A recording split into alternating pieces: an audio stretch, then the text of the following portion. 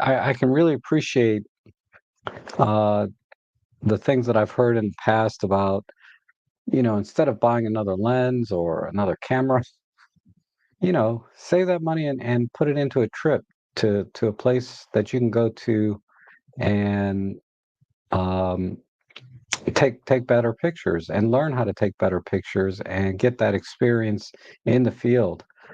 I certainly picked up a few things that I would never think about otherwise.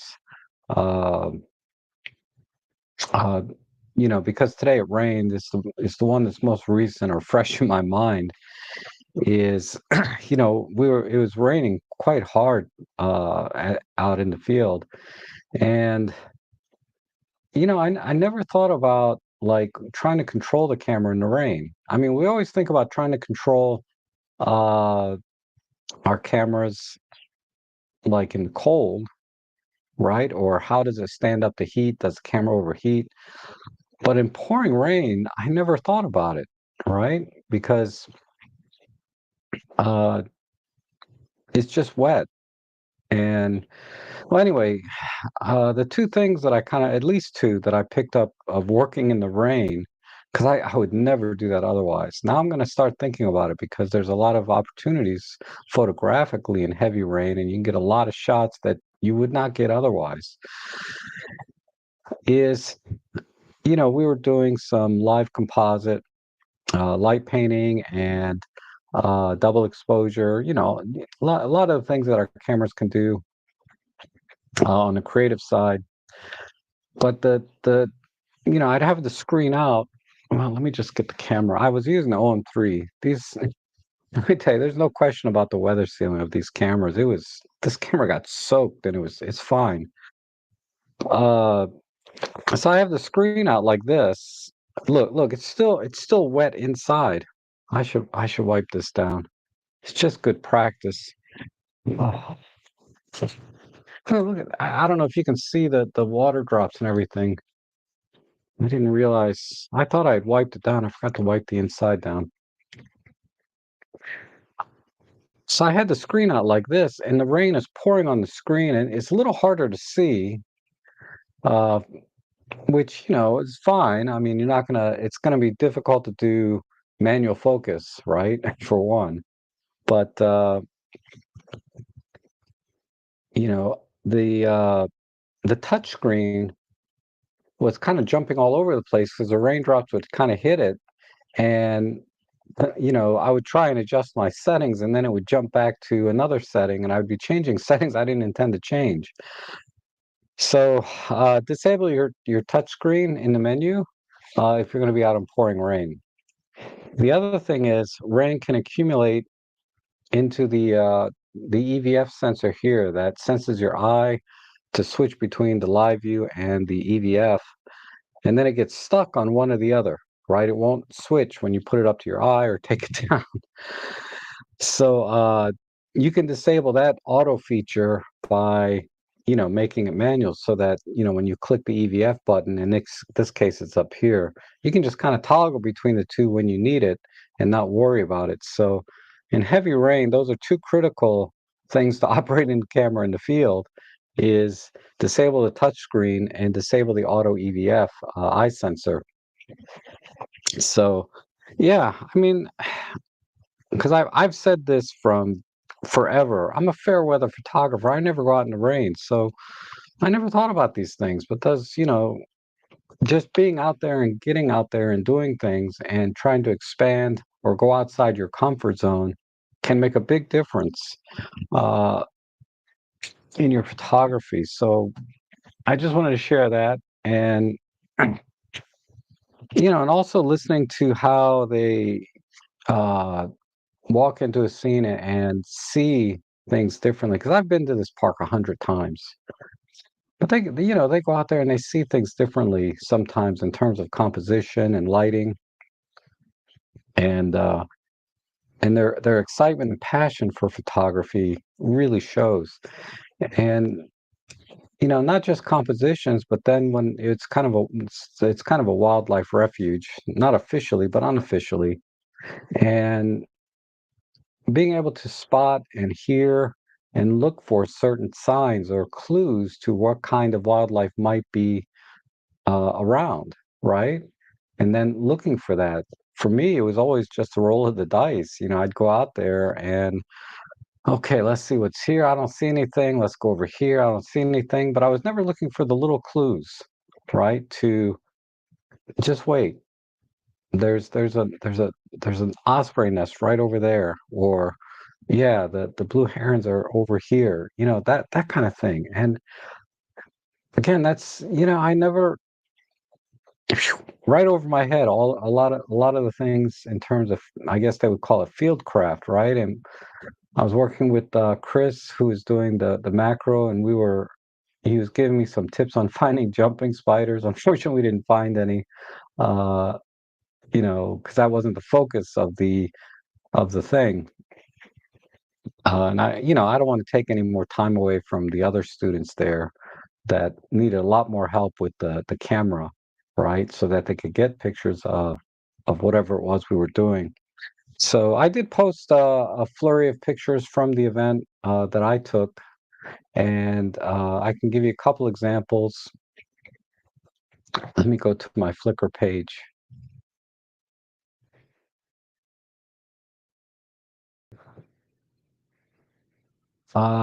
Yeah, so this is the in-camera focus stacking.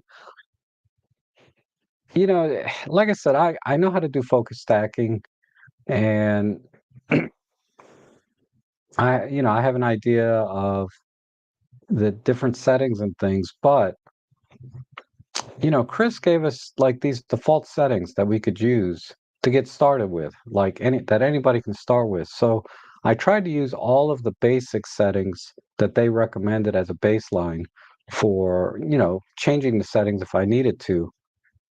But just using the basic settings and techniques that they demonstrated during the workshop, I was able to take this shot here, focus stack shot.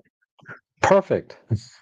Just perfect without any modifications or tweaking. And I tend to overthink sometimes the settings that I'm going to be using. And honestly, our cameras were designed uh, to be, well, let me rephrase that.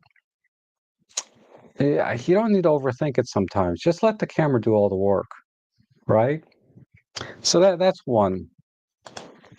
Uh, this shot here, this is just a simple close-up of a frog, nothing special, but I wanted to contrast this with another shot.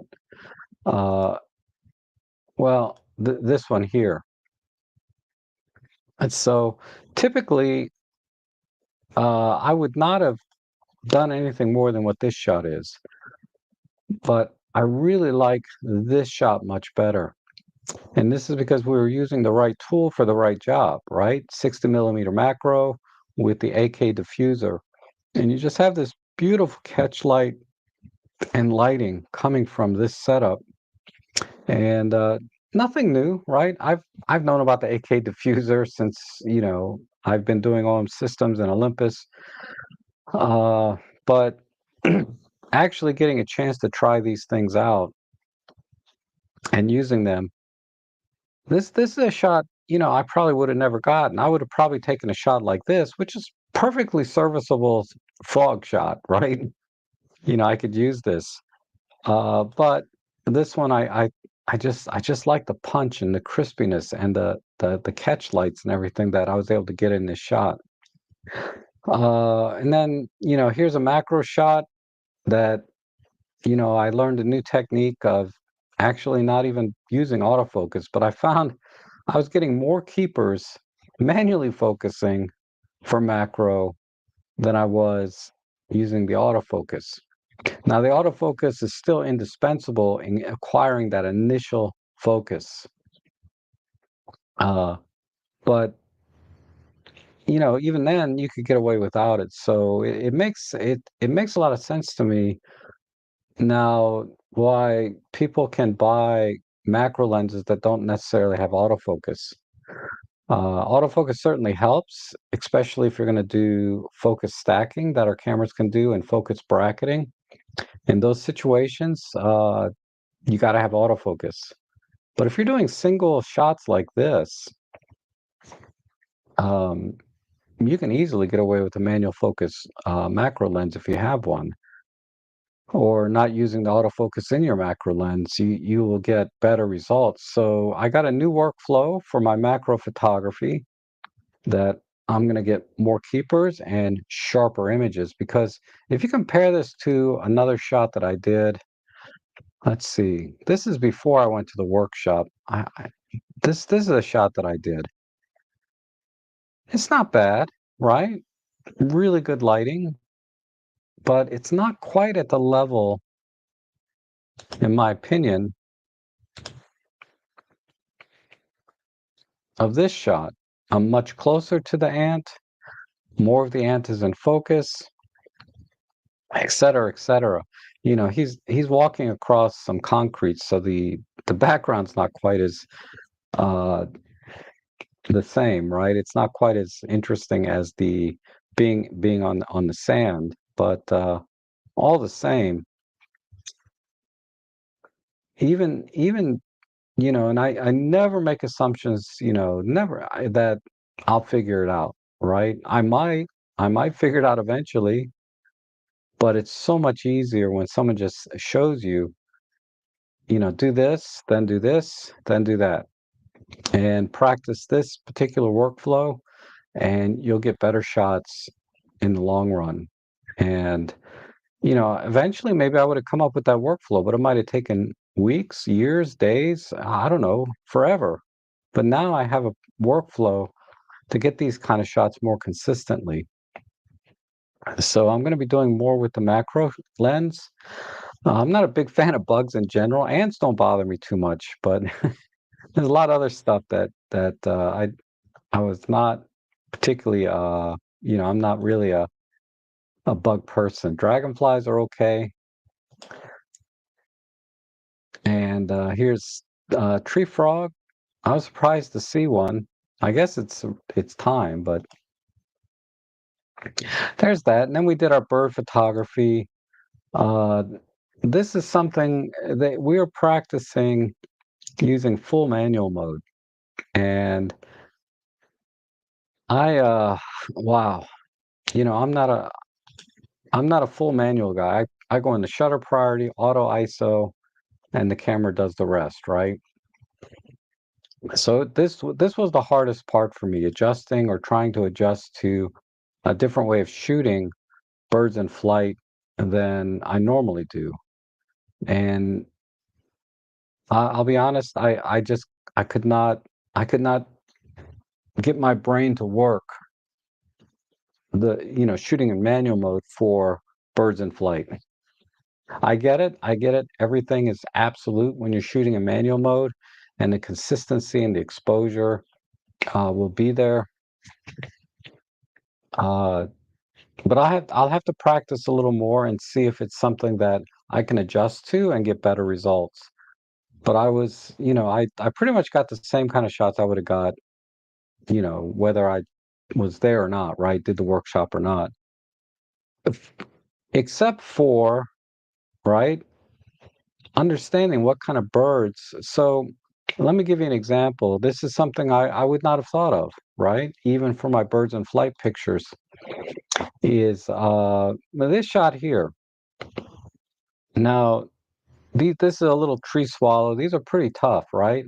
So in the workshop, we practice pro capture, and that was kind of one of the main thrusts or uh, techniques that they wanted to teach was how to use pro capture. And I've whittled that down because I've been using it a while. I've whittled down my workflow in Pro Capture to much more tighter parameters than, say, a beginner would use when they're doing Pro Capture, right? Because I developed that skill set for doing birds in flight. But what's different about this picture than something I would have taken otherwise? Technically, nothing, right? But my understanding of why this picture is better than some of the other pictures I've taken, and I've taken pictures like this just as good, I think, but is understanding why is this image one of the better ones, right, that I would normally take. And that is because we had good lighting, and specifically the very iridescent colors and the speculars that you get in the feathers of this bird, you really only get when you have really good bright sun, clear skies, shining onto this bird. Before, I would take some pictures, maybe a cloudy day, and it was just, I get it, the light's softer and stuff, but it doesn't click sometimes, that the lighting can make all the difference in this kind of shot, and why this shot is so much better. Because when I think about this shot, before I thought about lighting, okay, I'm going to be able to use faster shutter speeds, lower ISOs, um, but I have to be conscious of, is it front lighting, back lighting, that kind of thing. I think of it in terms of exposure. If I'm shooting in cloudy days, I'm thinking, okay, so I'm gonna have to bump my ISO, or maybe try to get away with using a slower shutter speed. But I never think about the actual uh, characteristics of this bird in particular being being more shiny looking because of the sun, and capturing that iridescence. So now I understand better this particular bird, and the kind of shots, to get good shots of this bird, you pretty much have to be in really good light, with sun shining on it, because you don't get this kind of reflectivity of the feathers on a cloudy day.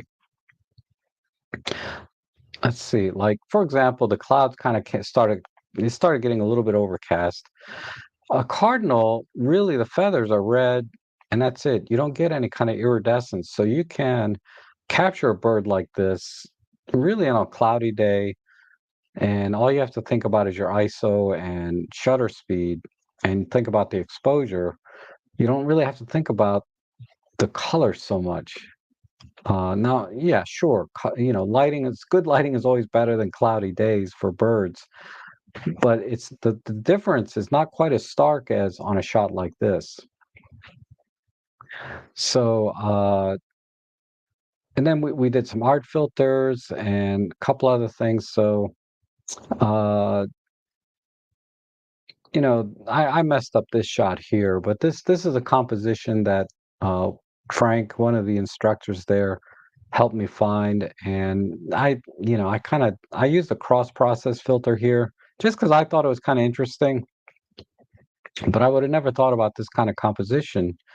And it's textbook in some ways, right? You got a rule of odds, you have, good symmetry here, and then you have a good contrast or complement of colors of reds and greens. But I would have just walked by this otherwise, right? Because he's always looking. He's always looking. His eyes are always scanning, everywhere around the field. So, and to be fair, they were certainly taking some cues off some of the images that I captured, because they would walk by and they didn't see that shot, but I did, right? I mean, but I've been to that park hundreds of times, so I know this shot here it makes for an interesting shot because I've shot it 100 times, and this one particular. Let me see if I have it posted here. Okay, yeah, this shot's nothing special. But the landscape of this particular park changes almost every year because of the beavers and the activity of wildlife and the age of the trees and everything, and just general maintenance of the park. The landscape changes constantly here. But I always look at this one particular scene every year and capture it and see how different it is year to year, and in different conditions. Like we're in sort of a drought condition. So there's not much water here. Normally, this would be almost all water. The water line would be much higher. So this made for an interesting shot. Uh, so this is one I captured that really no one else captured or saw. And I would be happy to share it with everyone, but I was a little bit behind the group when I stopped here, and they continued on. Okay. But anyhow, This shot here, this is the dramatic tone filter. It's something that Frank pointed out, and I never it I've never particularly liked the landscape scenery at this particular park. It's always been a little bit boring to me because usually the water's flat. It's not moving water. It's a pond, right? There's not like streams running into it necessarily, and the water is very stagnant. And unless there's a heavy downpour and the water level's up higher, the water gets really muddy and ugly. And Frank's like, "Oh, we got to do this scene in black and white and with a dramatic tone filter because the clouds were pretty dramatic that day." So again, this is a shot that I may have taken before, but I never approached it from their point of view. So these are all things that you kind of pick up when you're working with people that have a lot of experience with their photography, because it doesn't matter what camera you're using in a lot of these shots necessarily, right? A skilled photographer with their experience, they could have been shooting any camera system and gotten a lot of these shots. It's just that the OM system cameras have, we were kind of uh uh I'm so tired. My English, I forgot the English language. Um, we were showcasing a lot of the features that are built into the camera and how easy it makes our photography to capture these kinds of images. So, just a shout out to Tom and Lisa, Chris McGinnis, and Frank. Gosh, I'm so bad with the names. But like I said, I have the link on my community post, and I'll be sharing links, and they'll be on my channel again for another live stream of sharing their tips and tricks for OM system cameras here, probably in July, is my guess. Uh, but yeah, it was a great experience, and I want to thank them again if they happen to be watching. And it's great meeting everyone. Okay, so that was that. Let me go into the chat section. That's the main thrust of this week. It's been kind of a blur for me because I'd have to get up at like 4:30 in the morning, and then I didn't get home till like 9:30. I mean, I would come home for a little bit during the day, but I didn't get any rest between like 4:30 in the morning until almost, I got home like at 10:30 that on Saturday. That was yesterday, and then I went back out again. Got up at 5:30 this morning, or actually 5 a.m. And I just got back about an hour ago. Oh man, it was I'm usually only good for 3 or 4 hours a day of doing anything, and that was intense for the last 3 days, and I think, everyone learned a lot, uh, and gained a lot, including myself, that attended. Hmm, okay, uh, where's my chat window? Oh, Ellie's here. Hey, baby. It's okay? I'm expecting a delivery today, so maybe she's picking up on that. She can hear like the FedEx truck from like a mile away. So the great Vanzini, good morning. Nice and sunny at 48. Ooh, man, that's cold. Huh. It was like 65 degrees this morning, and I was cold. The rain didn't help, but it was cold. So I hope you got credit. Oh, thank you. I did not get credit for that actually, but that's okay.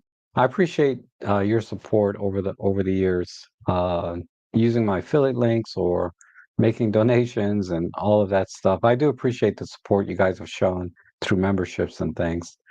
But yeah, the affiliate system or affiliate links are tricky, right? Sometimes you click on them, the cookie gets in there.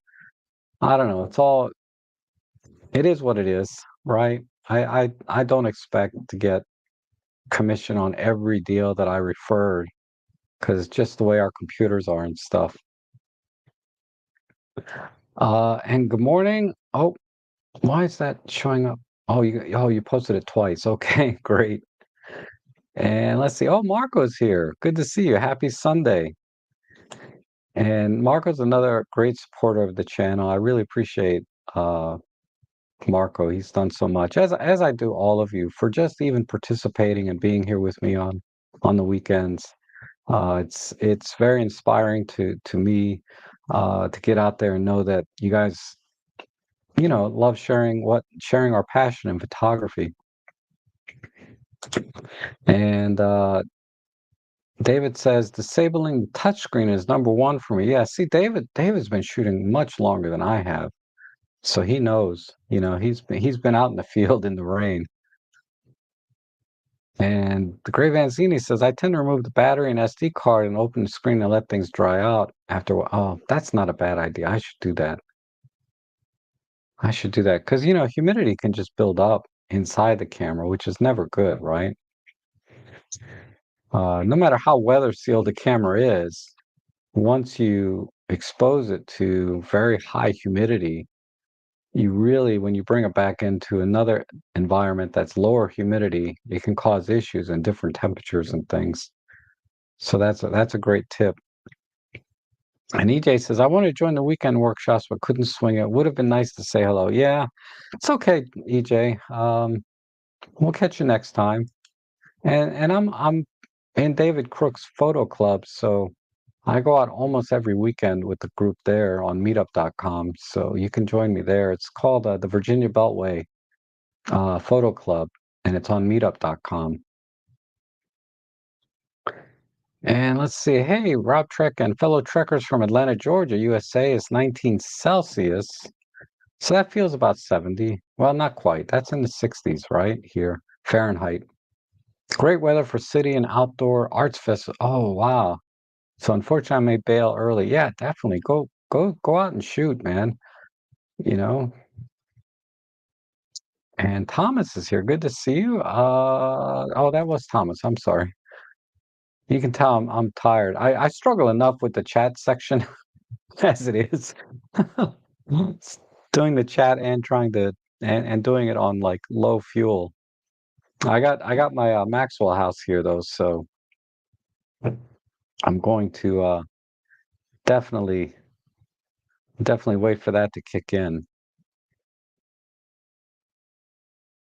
And Marco says, at RobTrack or anyone, have you ever come across a small, simple arm that's Arca Swiss compatible to extend a camera out a few inches away from the ball head? I'm trying to get my streaming camera out. Oh, okay.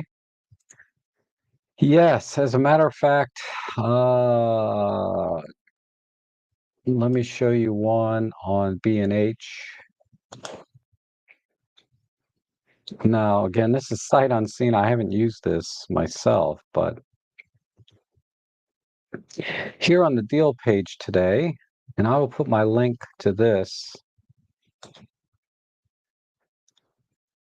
is this is made for like tabletop tripods, but it looks to be very high quality, and you would just have to put an Arca Swiss plate on the bottom of this to attach it to your ball head, right? But that's a nice small little arm. It's not articulating. It looks like it's a simple 90-degree angle that extends in and out, but that looks pretty good. So I will share that link very quickly.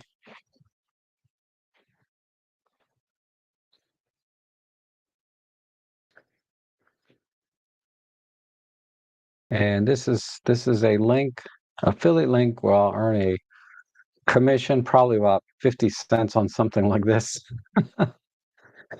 But every penny helps. So there you go, Marco. At least a starting point for your search there. Let's see. And on Tuesdays, I kind of do this more in detail. I have a shopping stream on Tuesdays where we shop for gear and look for deals, and I try to share some deals that I found.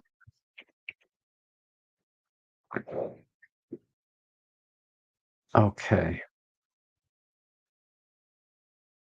And yeah, that stinks. Yeah, it happens. It happens.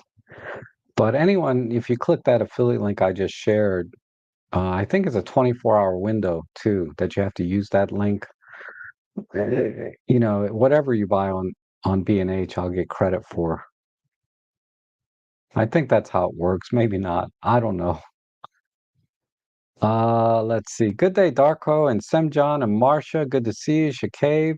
Let's see. Shakib says, I went out to my local pond today with only 15% charge left in the battery. I thought I'd add extra, but no, yeah, that's tough. If you have like the USB-C port, you can charge the battery on the go. So a lot of times I carry a small power bank with a cable, and I did that a lot this weekend. This is when we when I was going from point A to point B in between, I would have the camera plugged in to my power bank just to keep it topped off or to bring it back because we were doing a lot of pro capture, and I'd sit there with pro capture and I would look at this bird and I'd have the pro capture on, and then finally when it flew off, I'd capture the image and I noticed that my battery like dropped 3% because I was standing there longer than I thought, I guess. I'm like, okay, got that shot, but it cost me 3%. Okay, I got that shot. That one cost me 2%. This one cost me, 4%. Pro capture is really a battery drainer, similar to like high speed sync on flash, how it really drains the batteries on flashes.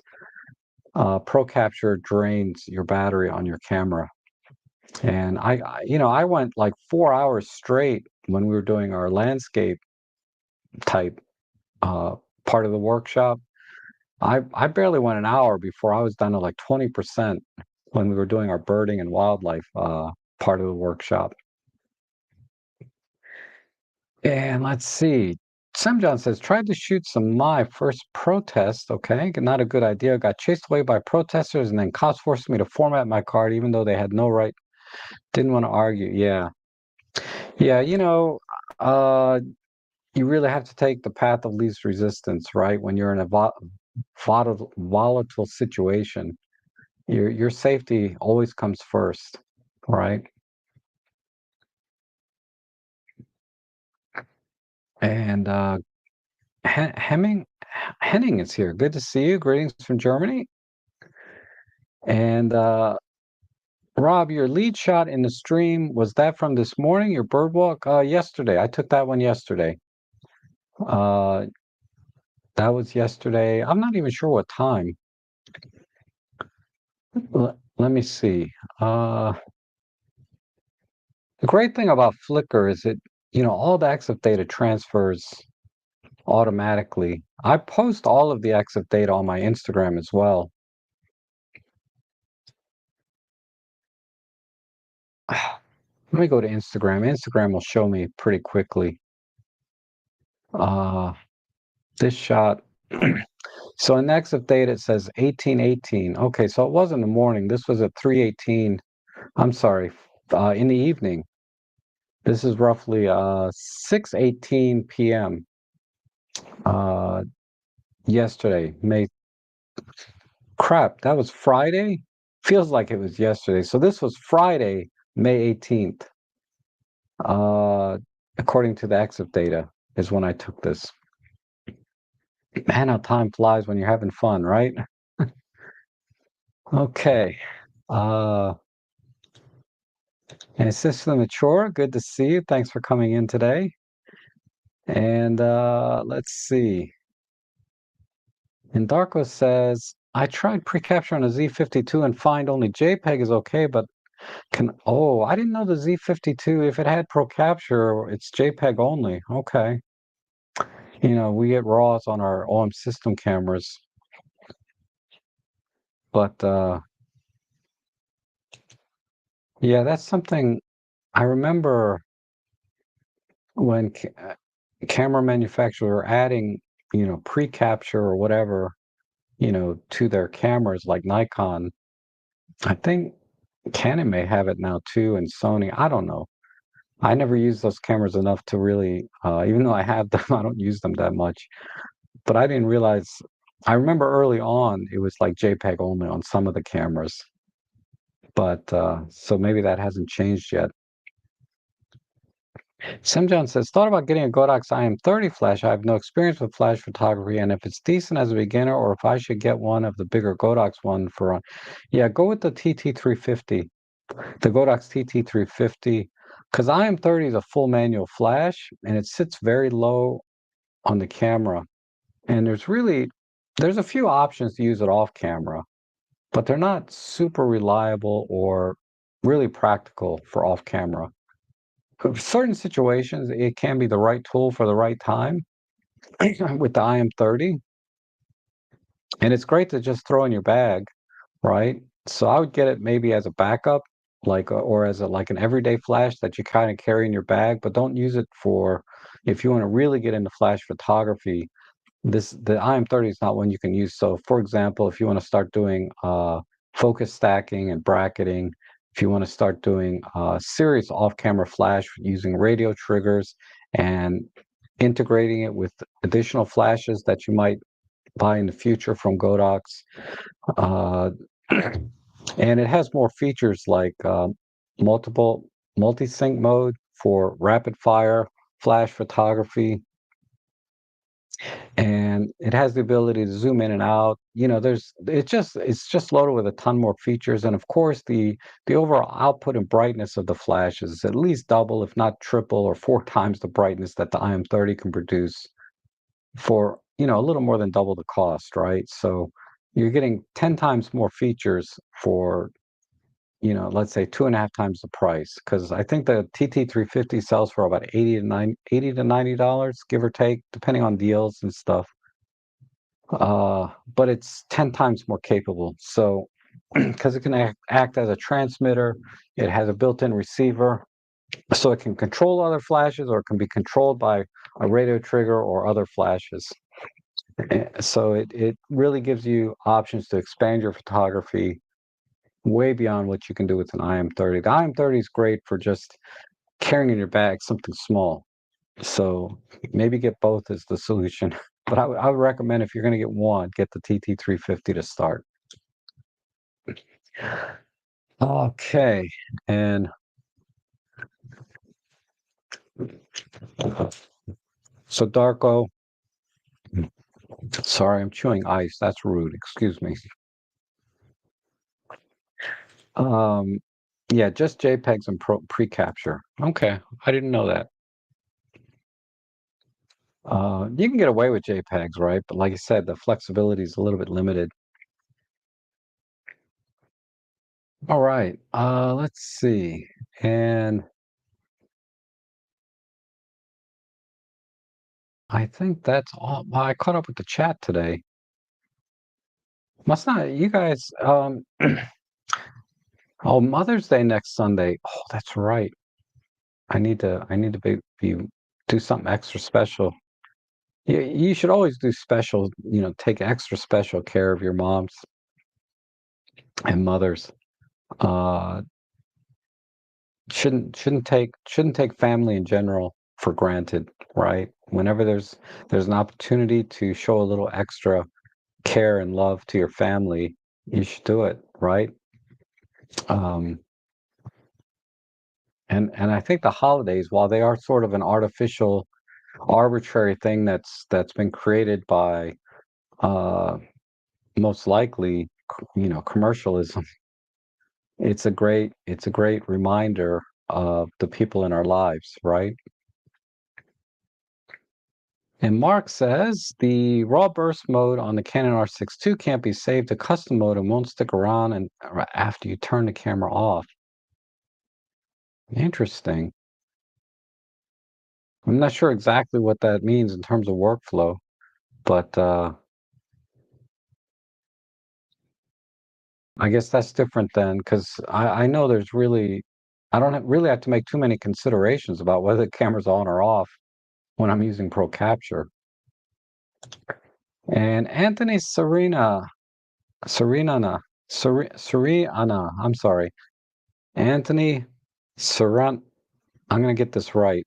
I always try to do my best to pronounce people's names correctly, just out of respect for that person. If I get it wrong, I don't mean any disrespect, but I try. Serena, Serin. Serenana. Serenana. I'm gonna go with Serenana, depending on how the accent goes. But in any case, it says I rented the OM Olympus 100 to 400 version 1 for baseball and softball games. Oh my God, I was so amazed with its performance. Definitely going to be buying one soon. Thank you for your recommendation. Absolutely. Yeah, that's one thing about the OM system and Olympus lenses is I really have no trouble recommending any of their lenses. Now, like in any lens lineup, some are better than others, but for the most part, you're going to get excellent results from any of their lenses.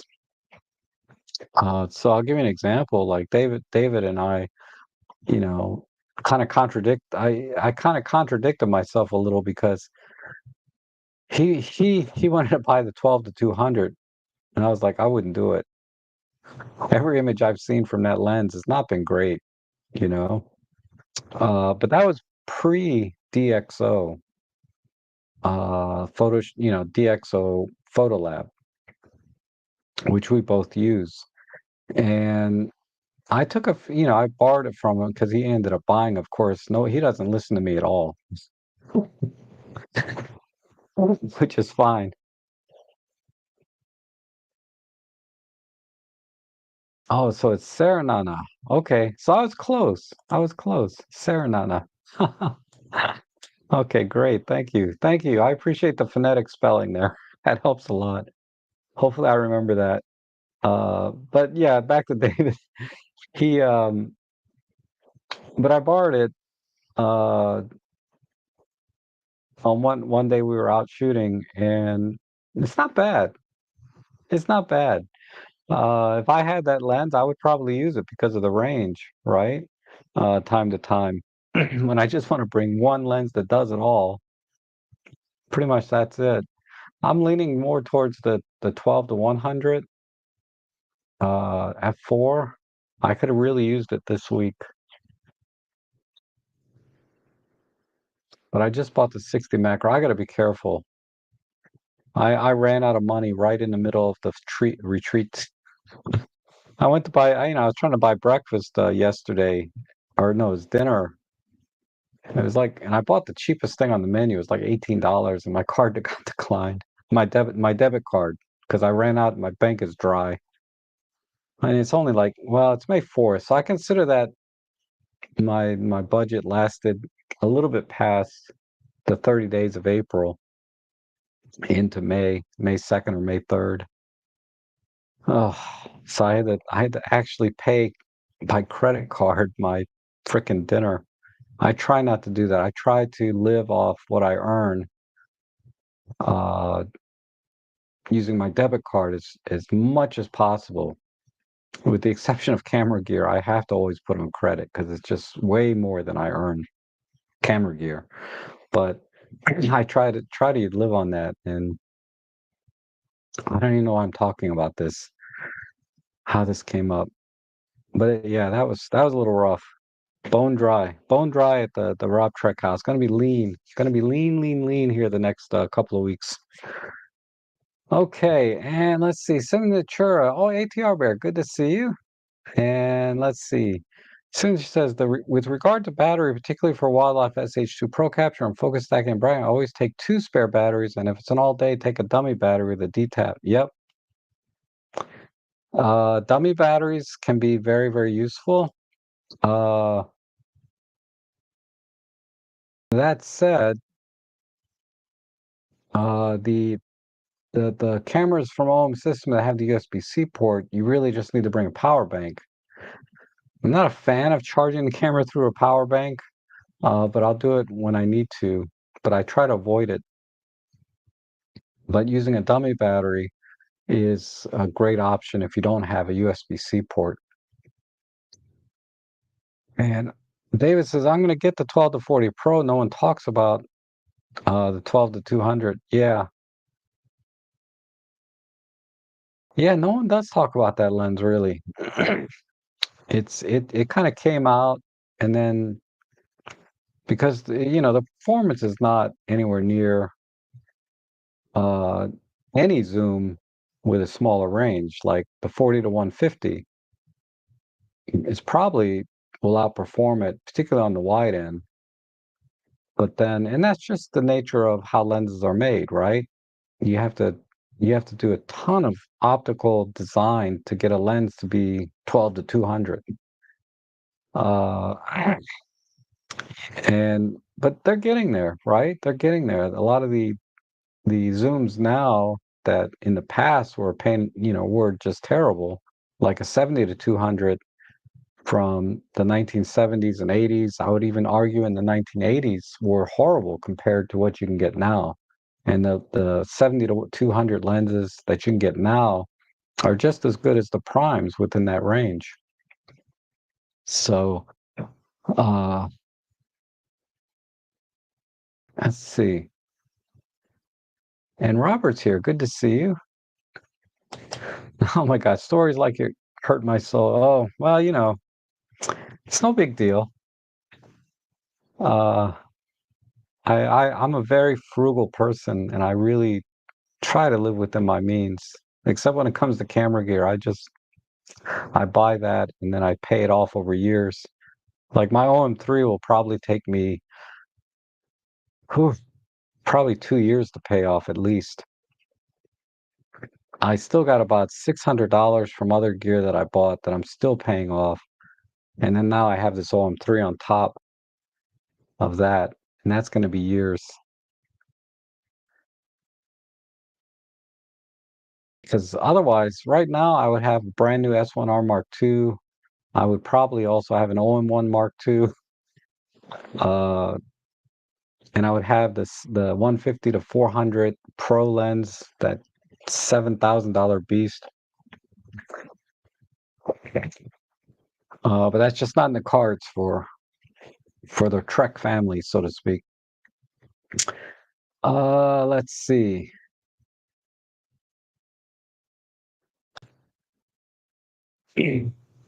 With the Fuji cam you have, do people use them for wildlife? I don't see too many people with Fujifilm when I'm out in the field doing wildlife. Uh, I do see them a lot for landscape, and when we're doing street photography and general photography, I do see them a little more frequently. But for wildlife, I've not seen it. And I think it's primarily because the native Fuji zoom lenses, I rarely see it because I was really interested in one of their zooms, their telephoto zooms. I forget the range. I think it goes up to 400 millimeters. I don't see it very rarely, if ever. I don't think I've ever seen it in all the times I've gone out, to be honest. Not that I'm looking that hard, but I can tell you Canon, Nikon, and OM Systems, I see quite a bit. I see quite a bit of Nikon, actually, more so than Canon. And then also Sony, I see a lot as well. Uh, so Sony, Canon, Nikon, OM Systems. The but I think to be fair, the most I see the most is Nikon right now. That's what's been kind of catching my eye the most. I guess they have those really nice. They have some really nice lenses for Nikon. The Sony, I see a lot of that 200 to. They have a 200 to 600 lens. I see a lot of that. So I think Fuji's has always been behind the curve when it comes to telephoto lenses for wildlife, right? They have been for a long time. So they just haven't built up the customer base for people getting into that system from day one to do wildlife. OM Systems, a lot of people day one, that's the first thing they do with it, right? They buy their OM1 and they buy a telephoto lens, 100 to 400, whatever. We have a good selection, 100 to 400, 150 to 600, 75 to 300, 300 f4 Pro, and then the 150 to 400. So that's five off the top of my head, right? And then if you want to add teleconverters, we can go back and expand that to the 40 to 150 Pro lens. There's two versions of that. Uh, well, sorry, only one of those take the Pro teleconverter. and you can use the teleconverters on the 100 to 400, and also the other two, the 150 to 600 to 150 to 400. And so I think, but OM Systems, Olympus have been doing that a long time, and a lot of people, entry level, first time buyers, I should say, of OM Systems are wildlife photographers. And I would imagine that a lot of first time buyers in Nikon system are going to be wildlife photographers.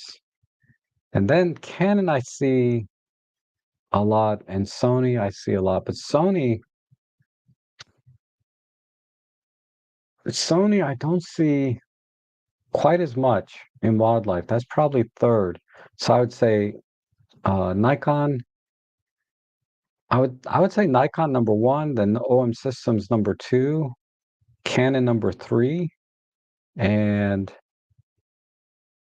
then Sony, then Fuji last out of those five in terms of what I see for wildlife.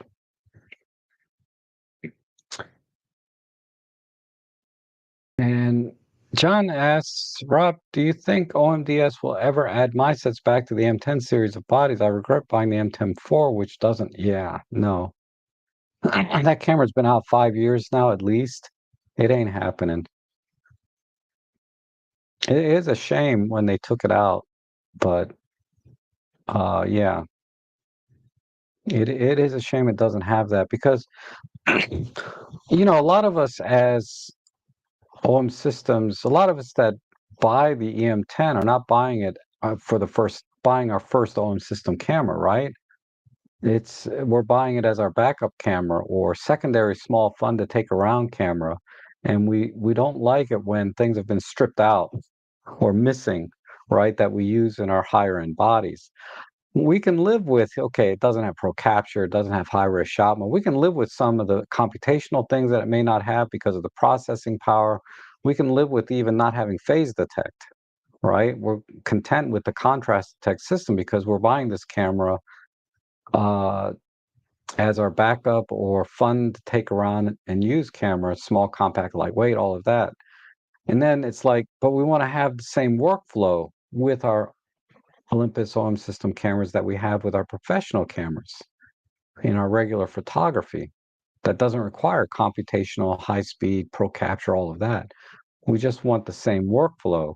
And by taking the my sets away and the custom settings is the other word for it, uh, our workflow is gone, right? Completely wiped away because I use custom settings on the cameras that have it all the time. And I'm really happy that the OM5, they brought the custom settings back front and center. Because the EM5 Mark III, they kind of cut back on the custom settings. They're there, but you only got one place on the mode dial for it instead of like four. And you can't reassign anything else on the mode dial to a custom setting or really any of the buttons. So the OM5 corrected that problem so that you can assign custom settings to the buttons. So they did fix that. But the M10, forget it. It's never happening. Okay, and would you recommend sticking with the 100 to 400 version 1 or go with the version 2? Uh, I would say stick with the 100, the version 1. Optically, they're identical. What I was told was is that the coatings, if we're going to talk about optics, the coatings may be different on the newer one. And the only difference coatings will make is in the contrast. Now, contrast is definitely gives you a perceived sharpness of the image. So if you were to take the two lenses side by side, and I'm just speaking theoretically, I'm not doing this, I'm not giving you sight, you know, like hands-on experience. But they are identical in every way internally, except for maybe the coatings. If the coatings are that different, the difference will be in the basically the contrast. And the contrast is better with better coatings because of basically the reflectivity of the lenses on the internal. So to to correct for that, just use a lens hood for the most part. That's going to fix it in very bright situations. That's going to mitigate, the need for really high optical coatings or specialized optical coatings. It never completely eliminates it because there's always going to be reflectivity. Because if you got a lot of light coming into the lens, the light's going to be bouncing off of each lens back out through the front, right? And that's what causes softness and low contrast in very, very poor quality lenses, like back from the 60s, 70s, 80s. And you also have reflection off the sensor itself, bouncing light back through the front of the lens. And coatings are supposed to mitigate that by reducing they call it the anti-reflective coating, but that's the purpose of all coatings for the most part. Uh, I suspect the coating, really, the difference in the coating is probably only on the front element to make it easier to clean and more resistant to smudges and things like that. But is it worth the $500 difference? No. The other key difference, I think, is the lens collar and the image stabilization, right? So this is where it is different in terms of use case. Is the image stabilization is now completely synced with the sensor. So you're getting true image stabilization sync between the camera and the lens. Whereas the version 1, the synchronization was sort of half.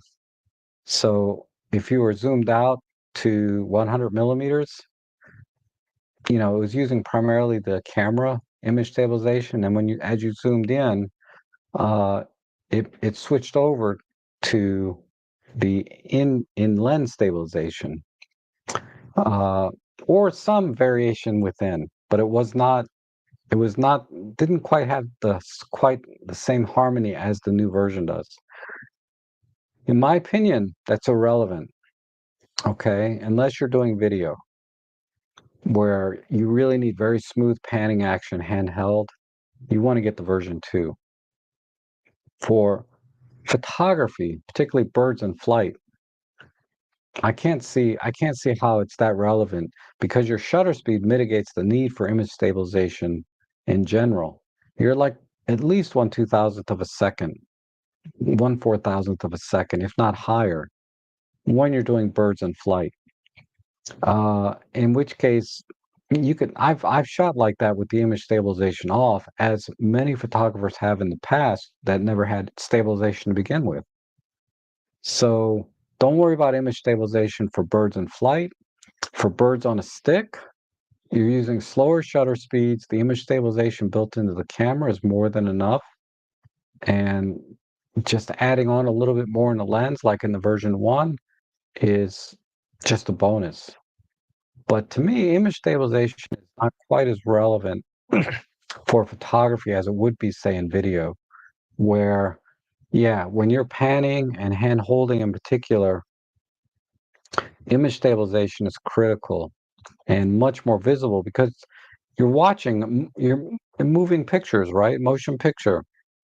You can see sort of the instability that might exist in an inferior stabilization system versus like the one that's in the Mark II and other lenses that have true image sync stabilization. So I would not pay the difference between the two. Um, and optically, you will not see any difference. There might be the slightest difference in contrast or the slightest difference in the front element being cleaner, but use a lens hood, add a little contrast in post processing, and save $500. Okay. And I own the 12 to 200 and can recommend the lens for travel. Oh, okay, awesome. Yeah, it makes a lot of sense. Sorry, I'm getting a little bit, uh, just getting old. I can't sit still for too long. Uh, thank you, thank you. Yeah, it's not as bad a lens as I thought it was initially. Because I know I've said in the past, don't buy that lens. But I'm gonna say now, I'm gonna change after having actually used it, because I was basing my opinion on what I saw other people sending me. images, right? Because I do those photo editing streams, and when that lens first came out, a lot of people bought it and were sending me images to edit from it, and I was like, oh, yeah, this is rough. This is rough, you know. But I shot with it a few times, and I shot it side by side with my pro lens, right, at the same focal length. I had my 12 to 40 Pro, which everyone knows that's been watching me has been beat to death. I almost said the other four-letter word. Has tons of water spots in it, and even then, my 12 to 40 Pro outperformed at 40 millimeters the 12 to 200 in terms of sharpness. But I had to pixel peep to see the difference. But it's there. And let's see. Henning says, my own 3 arrived last Wednesday and already love it. It's kind of back to the roots. My first ever cam was the E410, and I went through all gas over the decades. Now I own the retro style cams, the ZF and the OM3. Yeah, nice. Nice. Congratulations. You're going to love it. I love mine. I love mine. I don't miss my Pen F at all. I love my Pen F, and I have for the 8 or 9 years I've owned that camera. Uh, and that was my go-to camera until I got to OM3. The OM1 was always my birding camera or my workhorse. I take it out to photo shoots and things. But so the OM1 never had that. I never had that passion to use the OM1 for my regular photography like I do the Pen F. The Pen F was always my go-to. And now the OM3 is my go-to. And it's silly, right? That how a camera looks determines your passion for a certain for the craft. But it is what it is. Um, that's just how I am. I just like the camera. It inspires me to go out and shoot and to try new things. And I get compliments on this camera when people see it. Uh, a really cute waitress was setting. I was sitting down for dinner yesterday, and she dropped the menus down. She goes, "Oh, I love your camera. That is really nice." I was like, "Oh, thank you, thank you. I wish I could do portraits of you because you're a beautiful young lady." Oh, and that reminds me, there was another really cute family out there, and this girl was in third grade, but she was shooting with an OM1 and a 100 to 400 and took some great shots. And then she was out there later that day. They were shooting all day long because she was out there in the morning and then in the evening. I could have my timings messed up, but it wasn't like I ran into them just once. I ran into them at two different times. The second time she was shooting the OM1 in 60 millimeter macro, and her mom had an OM system camera, and the dad I think was shooting Nikon, right? So that goes right into what I was saying earlier. I see Nikon probably the most, and then OM system, then Canon, then Sony, then Fuji in terms of wildlife. But that was awesome, and she was so excited. She had the photography bug even in third grade.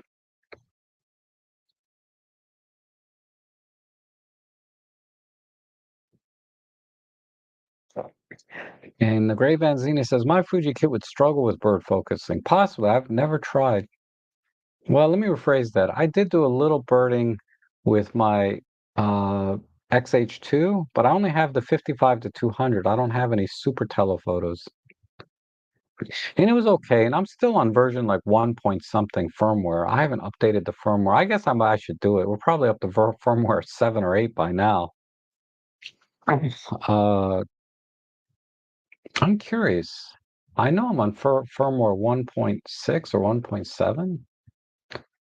Fujifilm X-H2 firmware. Let's see what number they're up to now.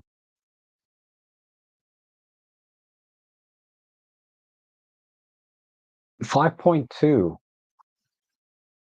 Wow.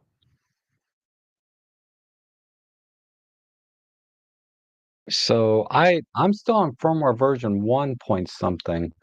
So I'm looking at the firmwares. I thought I was 1.7. I'm 1.1. I don't even know how to look it up on my camera. It's right over here, but I don't even know how to look it up. But we're up to 5.1. When did this? I'm sorry, 5.2. They don't put dates on their firmware. Exposure tracking, linear. Anyway, I should do it. Uh, I'm on firmware 1.2 probably. That sounds right, not 1.7.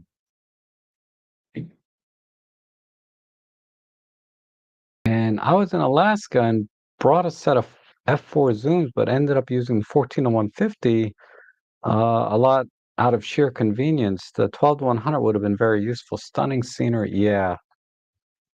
Yeah, the 12 to 100. I had the 14 to 150. It was great at the beginning, and then I don't know what happened to it, but it lost its mojo.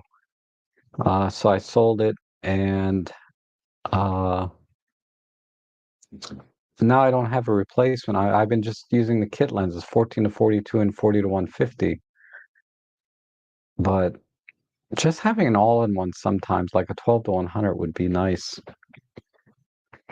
But I gotta watch my spending this year. Oh, especially after what happened this week. I just can't believe it. And EJ says, Gray Van Zenit. Oh, sorry. Saw that. And Sydney said, Rob Trek, the problem with dummy batteries, unlike the Lumix G92, which has a cable access and the battery door flaps so it can be closed, this is not available on OM systems, so it has to be left. Yes. So, what happened to me is on my EM10, which is my very first Olympus camera, the battery door broke and I fixed it, then it broke again, and then I broke the little tab that holds the battery in the camera because there's a little tab you have to push to release the battery, right? So even a dummy battery won't stay in, right? Because it uses the same clip.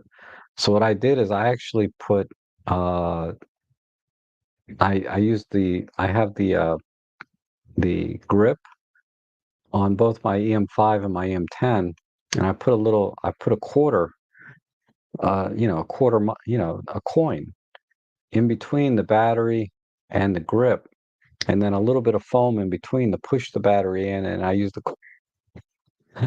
I've kind of jerry rigged this thing to hold together so that it works. I don't know if I can show you exactly. If I take a picture, it'll be easier for you guys to understand what I'm talking about. Ah, can I zoom in? Yeah.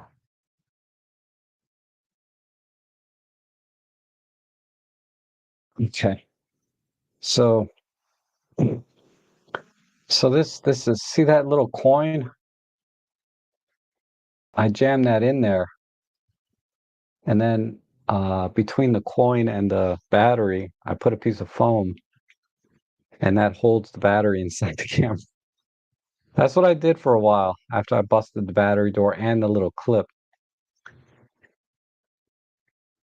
But yeah, the M10, I need to replace that camera.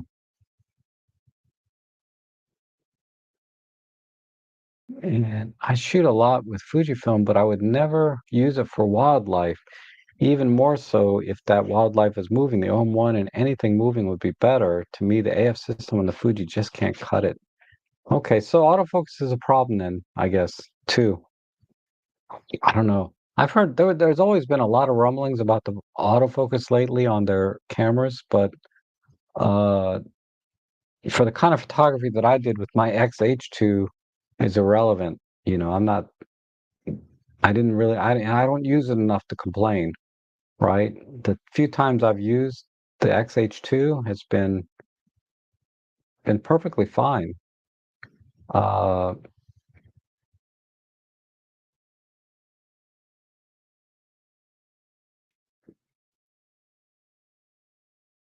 and Darko says, is the M10 Mark II with kit lens worth four? I don't have a sense of what 400 Canadian dollars is. Let me see. Um,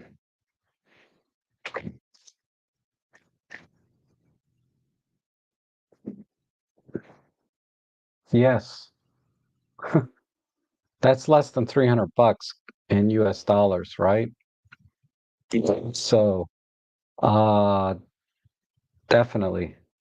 It's unfortunate that prices are so high because that camera's really, to me, that should be like $100 camera now, given its age. Uh, but with a lens, yeah, with what I've been seeing, yeah, it's worth it because it's an excellent camera. Image quality is fantastic.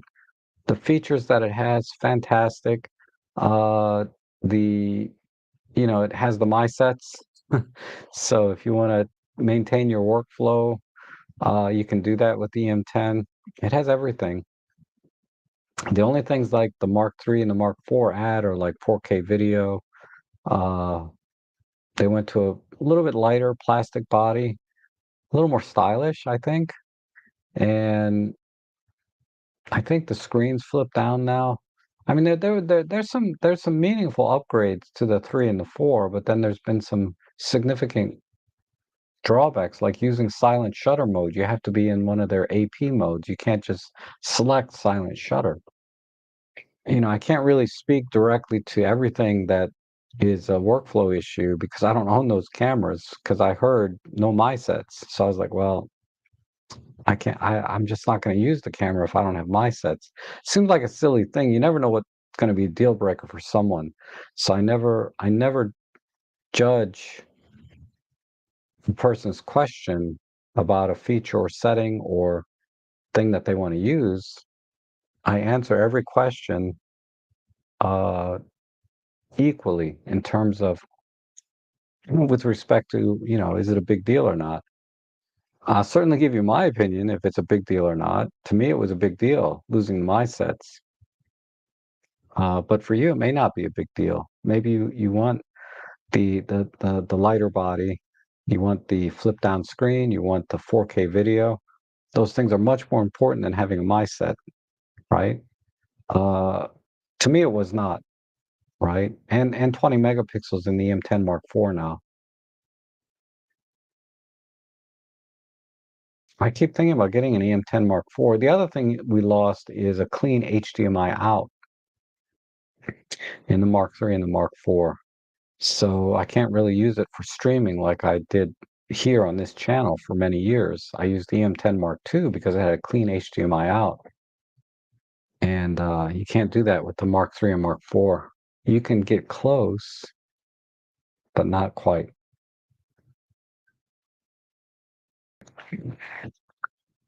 And I was in Alaska recently and brought us. Oh, I saw that. This. Let's see.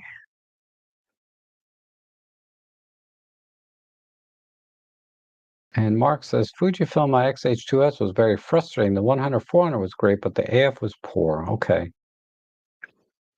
Yeah, so that explains it, right? Like how many how many videos are there out there? How much marketing is out there for Fujifilm and wildlife photography? Certainly the word of mouth is not going to be good if you watch my channel. If you're watching this stream, no one's come out and said it's been awesome, right? Oh, let's see. My F mount 7200 1.7 TC is 510 millimeter equivalent. VR is so good on the Z52. Awesome. Yeah, that Z50 looks like a nice camera. So you're getting a 510 millimeter equivalent. That's good. And I do see Sony with the new big lenses. Yeah, Sony's coming out with some new lenses. they're trying to get into the not trying, they're in the wildlife space, but they're coming out with more and more lenses that are super telephoto, right? I guess to keep up with Nikon maybe, because Nikon seems to be, that's always been a big part of their selling or marketing is wildlife photography. And Mark says, I see Sony and Canon and hardly anything else. Okay. Yeah, I don't see a lot of Sony and Canon. I see the least for wildlife. For everything else, I see it a lot. For portraits, I see Sony the most because I guess that people are very sensitive to the autofocus. And Canon, I see a lot again in other spaces because of the color science, and autofocus is also excellent, et cetera, et cetera. All the usual things we hear about are these different system cameras. And uh, Jesse Espinoza, how you doing, Jesse? Good to see you. I think I paid 550 US dollars for my EM10 II with 14 to 42 new about 4 years ago. Yeah, see what I mean? 4 years ago, it was 550 bucks, brand new. That camera should be like $200 or less right now with lens, but it's just the inflation and prices, used gear prices. I could have bought what is it? The S1R Mark II for $2,700. I would have got it, but I had to pass. It's just too much. And honestly, shooting this weekend exclusively with my OM3 has mitigated my gas quite a bit because of the kind of images that I got this weekend. Um, and it makes me think I gotta focus on my photography and not so much gear, just having this gas all the time. Oh, it's tempered right now, but you watch. Come Tuesday, Wednesday, I'll probably be like dropping a lot of things in my shopping list again. We'll see. Uh, Alco says, midday Sunday, do newer cameras handle that better in your opinion?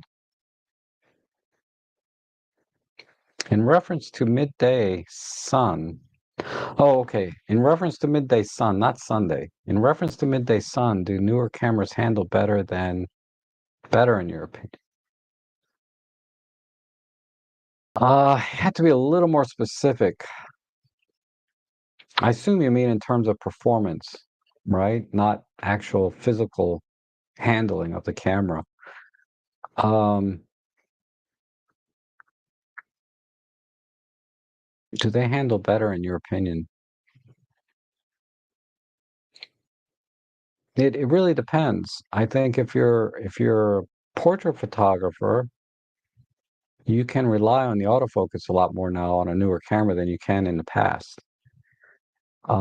In my use case, and the reason I could have got an S1R Mark One, I still want that camera. I'm still gassing for that camera for some reason. I should have bought it. I had a good deal last week. I should have got it. Anyhow, um, what's tempering my gas for that camera is the autofocus performance is not quite up to par for taking pictures of my dog Ellie. And the difference in image quality is minimal between that and my own system cameras, even though it's double the megapixels and all of that. So it's not going to improve or make really much difference in my images. And in fact, a lot of the images will be unusable because the autofocus, it has animal detect, but getting on the eye, yeah, it was not very good at. And so newer cameras that have the animal eye detect, like the OM Systems, my Sony, I haven't. I did a little bit of my Fuji. It seemed okay. It wasn't as good as my OM Systems. I know for a fact that Fuji is not as good as my OM System when it comes to taking pictures of Ellie. That's hands down. I can speak to from personal experience. It was better than the S1R, And the Fuji, I'm sorry, my Sony A7R5 and my OM systems are pretty close. I can't say one is better than the other. They're both doing an excellent job because they both miss sometimes, but they both get it most of the time. So the general answer is yes. For autofocus, it's improved quite a bit over the years. Image stabilization has improved. It's always been the best in Micro Four Thirds, and it still is, in my opinion. And let's see, what else are we talking about?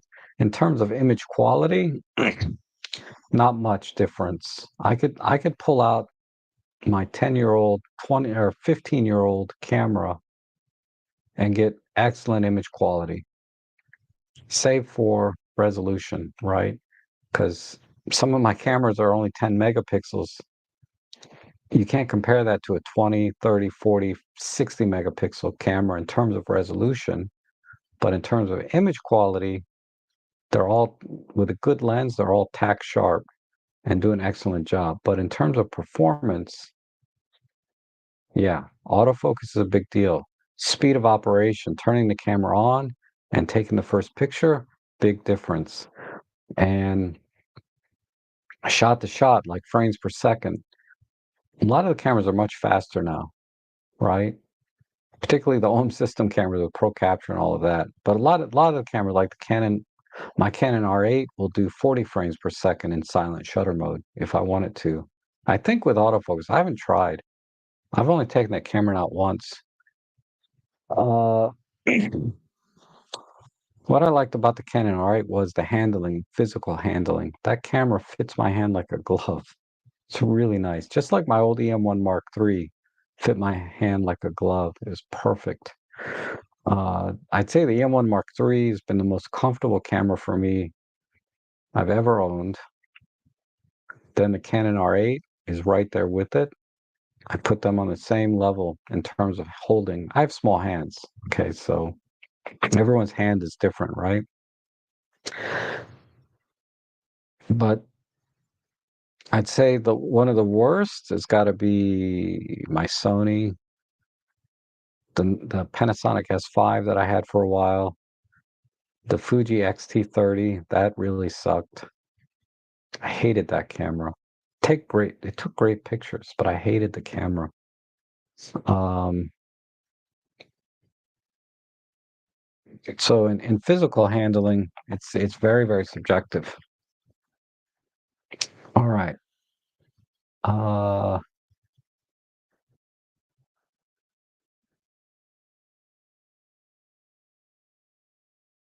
oh, let me. I totally forgot about the midday sun part of your question. I kind of went on this rant. For midday sun, no. If you mean if we're shooting in good light, image quality is not any better, you know, aside from the resolution part that I talked about.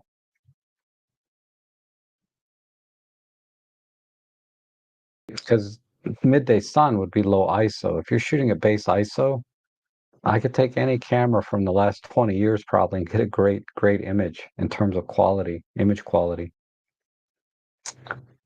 And John McCormick said, FYI and all, Fastone just released version 8, a few minor updates, but of note, added 2 larger thumbnail sizes to settings, added keep settings option to adjust curves and adjust. Oh, okay. Fastone is great. I use it primarily for just looking at thumbnails and organizing things, but and maybe resizing images. I use it very minimal features, but Fastone has been great. Uh, I like how it's very, very lightweight on the system. It doesn't take a lot of room on the hard drive, and the response, like using it, there's no overhead in terms of processing power. I mean, it's just very snappy. But I haven't used any of the other capabilities other than resizing and cropping. And Don Van Buchman says, I have a Bruchem. Hopefully that's correct. I have both the 100, 400 version. I'm selling the elder version The new version is snappier and autofocus. Okay. So that kind of makes sense. If the contrast is better through the new coatings, that's going to give the autofocus system more to bite on, right? And also, it probably has a better firmware in it. Maybe they even replaced the focusing motors, even though that I don't think that was mentioned in the upgrade. Um, but I appreciate you sharing that experience. Again, is it worth $500? I don't know. I mean, it's not just the $500, it's 30% or 33% more expensive right now. And that's the kicker. For the $500, you could buy a flash or another lens, or you could put that $500 to other things, other types of gear and accessories.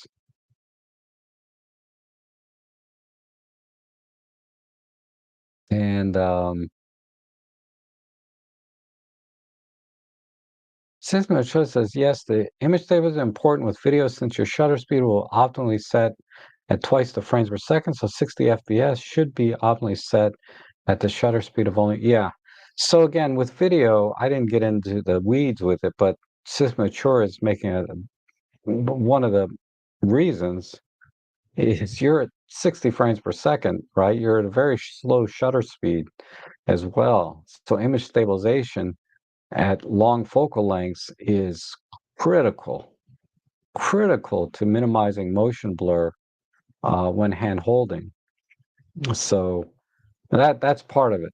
That's one of the main reasons, the video, because in photography you're shooting at much faster shutter speeds, but in video your frame rate is 60 FPS, so your shutter speed is going to be double that.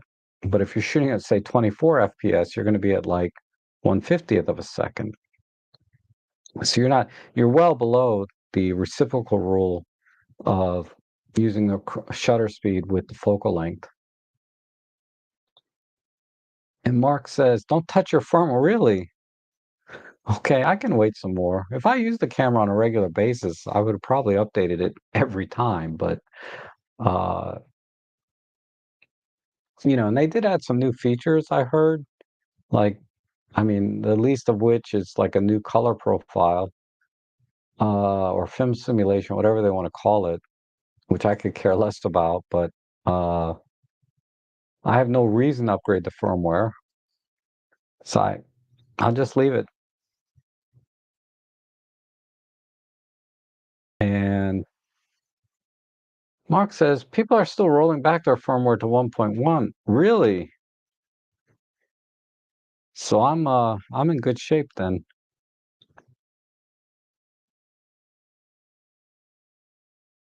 And Eric says I want to try the Atralab similar 35 1.4. Jimmy did a review on it, but I want the Leica M11P to use. Okay. Uh Art. Uh, what is I? Let me see what lens that is. I'm curious. I saw the thumbnail for that lens from Jimmy, but I didn't watch the video. I just been so busy.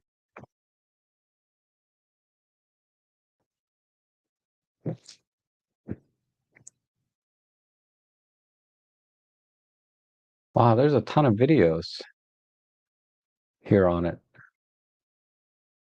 Um,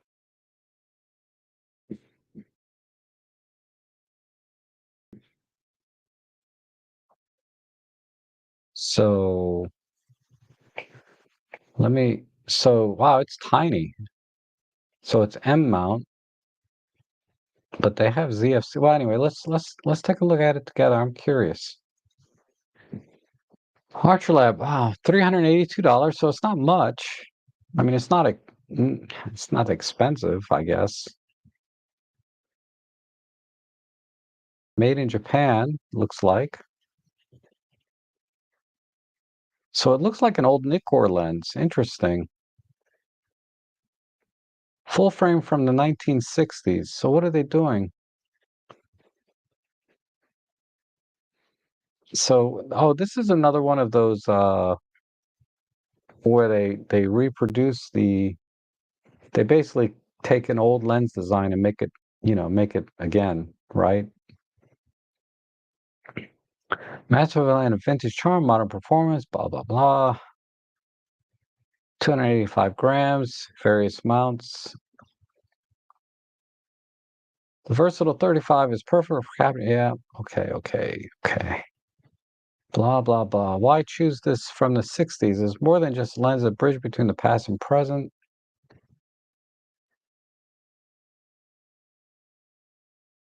So, what lens are they trying to mimic? To me, it looks like they're trying to mimic the 35 1.4 based on the no Nikkor. So the Nikkor 35 1.4. Okay, I get it. Okay. Uh, yeah, that does look pretty cool. It's nice that, but how can they? Let me just look at one more thing.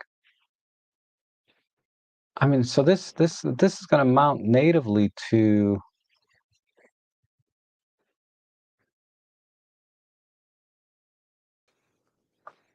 because the problem I'm having with this idea.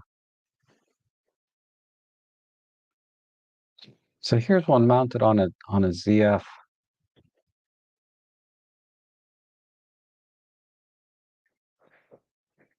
Interesting. All right. So my question is, if this is a true reproduction of the 35 1.4, it can't be optically, it cannot be exactly the same because the flange distance is different with the old SLRs. So they would have had to make an adjustment to the lens optical design to accommodate for a mirrorless camera. That said, how, are you really gonna be able to, blind test tell the difference between the original and this new one, the mirrorless version versus the SLR version is another question. But let's say they're identical in character and all of that.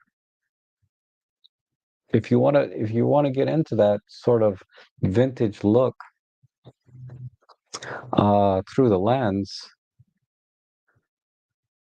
it's so much better to buy a new one um, than buying the original, which is you're going to require an adapter, so you're not going to have that sort of compact style that the mirrorless camera can, that a mirrorless camera or mirrorless version would offer. And and all the problems you have to deal with the lens that is that old, right? Mold, fungus, scratches, the coatings are gone usually. Never mind the grease on the heliocoil and all of that stuff when these lenses get old. I mean, I use lots of old vintage glass. Most of them are perfectly fine, but some of them have issues because of their age. Nothing to do with the build quality and all of that. Just time. Time is not kind, as we know. But you want to get a Leica M11? Wow. Oh, yeah. One day I'll get like a Leica M. One day. I don't know if I have the years left in me to do that though, because it was taking me 2, 3 years to pay off a camera. It could be, um, I don't know if I have that many years left before I get to a camera like that. I was gassing for a Hasselblad last week too, but I just I could not justify $6,000. There was a really good deal on a 907, but excuse me. And hey, Rob, ever do any railroad train photography? Not consistently. Every now and then I'll get lucky. A train will go by on like a commuter train will go by. And that was years ago. I've been out actively looking for trains.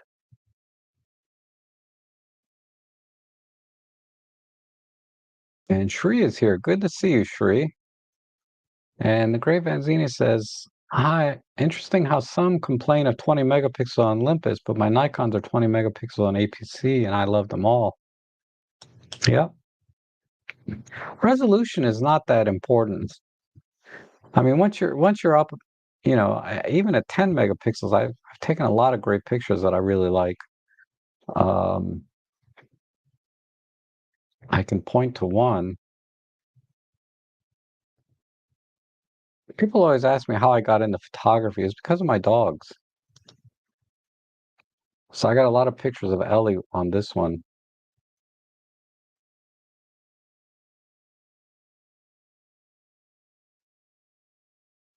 Give me a second.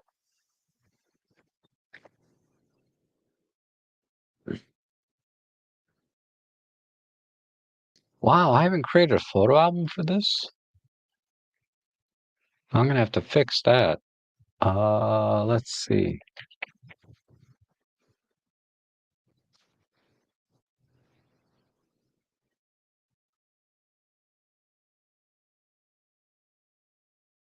These were,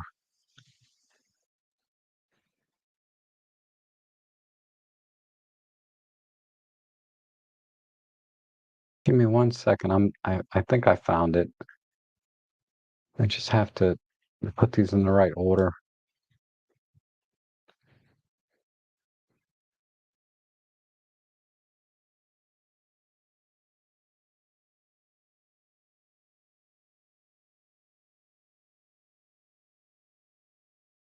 Yeah, these images here I took with a 10 megapixel LX10 little compact camera.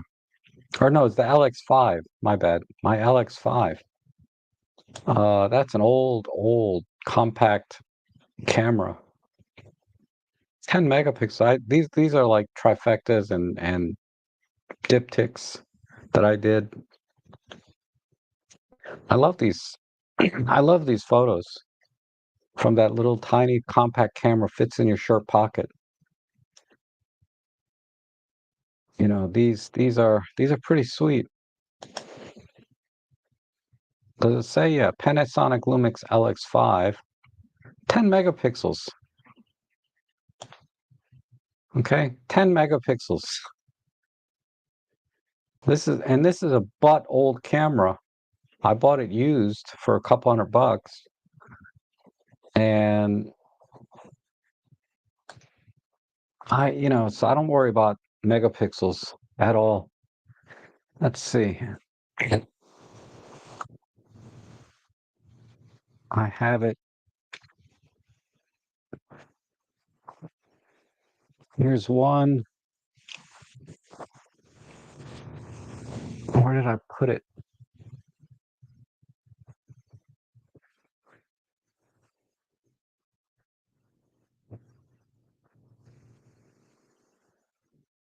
Uh, it used to be right here on this shelf, right here. Oops, I'm sorry, Ellie. Oh, good one.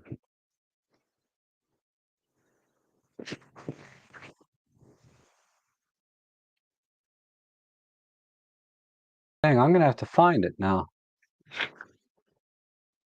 This is one of my problems is once I start looking for something, I can't stop until I find it.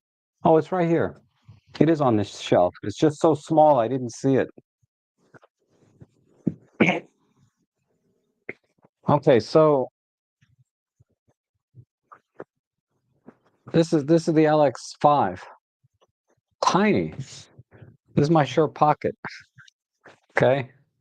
I mean, there's the width. Tiny camera.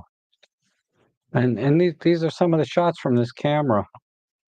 I mean, plenty of detail.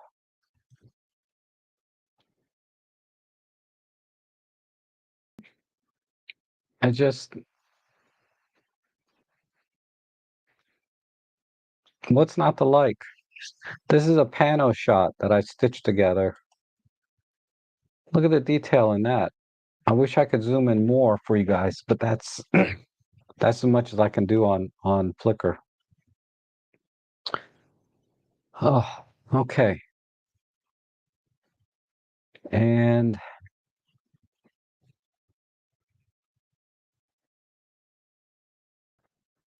I love when people say to me 20 megapixel is not enough. D500 at 20 and the XP 7 is D52 makes that sensor sing. Yes. Yeah, I remember the D500. Excellent, excellent camera. I was gassing for that back when I used to shoot Nikon. And hi, Robin Holland. The price difference is 100 pounds for the Elder and the newer version. Oh, well, just get the newer one. Phew, man. Yeah, that's a no-brainer. Always get the newer one for $100. And the Great Vanzini says, I think I need a small gimbal for my Z30. Let's see. Yeah, don't spend a lot on a gimbal. A Z30, you probably still have to get like a Weeble or something. But if you're, I mean, really, unless you're doing paid work, I don't see a need for a gimbal. If you're talking like for video with the three-axis gimbal, if you're talking about for photography, uh, yeah, gimbal's very useful. With a super long telephoto lens, that is. But you need to be more specific for me to give you some idea or to give you my opinion since you asked. And John McCormick says the Brighton Star 35.95 on M43 just reviewed thoroughly by Thomas Iso, a deal for $199. Yes, I have the TT Artisans version. Problem I have, and I think the Brighton Star is probably the same. Okay, like made by the same company. It's not a Brighton Star original lens. I have the 35. Let me where is it? Um, it's right here. No, it looks just like that, but it's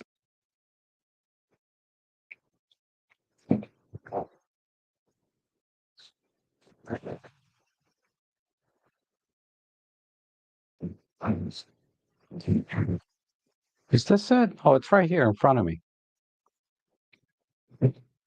So this is this is Seven Artisans 35. So let me look at the Brighton Star. I'm gonna just let me look at it very closely real quick. I love Brighton Star or Britain Star. What?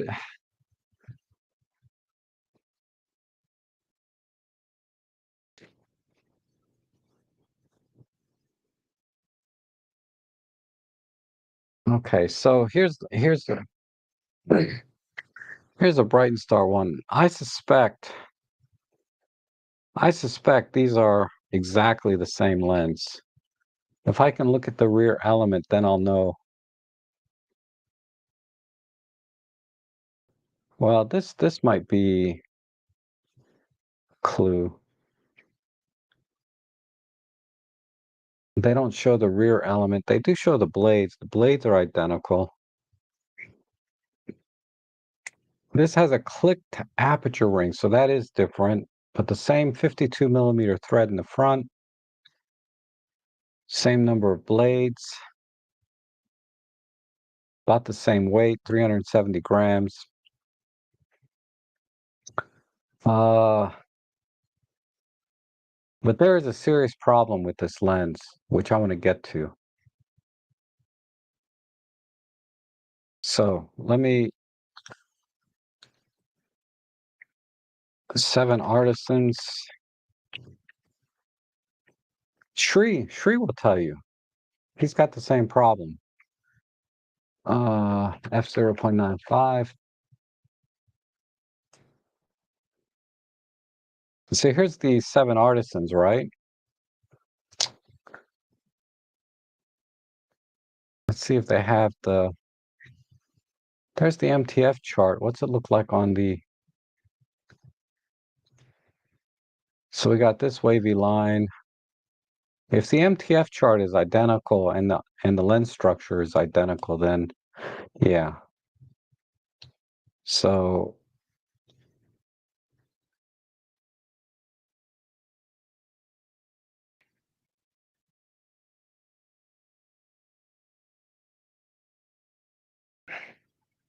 So this is the seven art. I'm sorry. Which one is the seven artisans? This is the. This is the set. Yeah.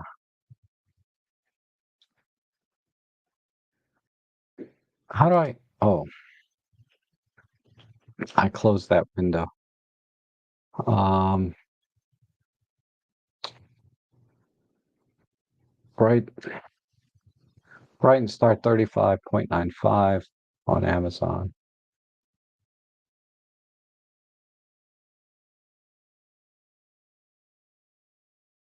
And yeah, this is seven artisans.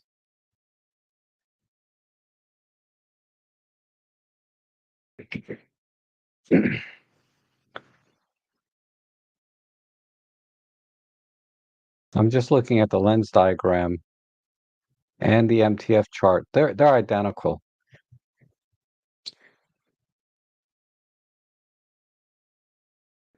I'm just double checking here.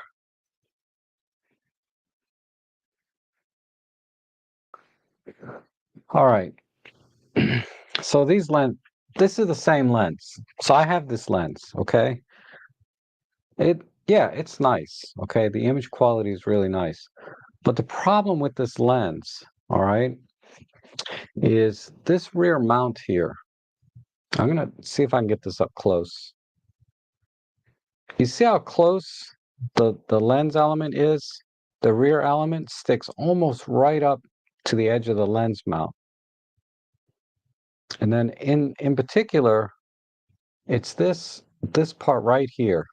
This ring, is it going to focus on this? Okay, this ring going around the rear lens element. This is metal. Okay? That that touches the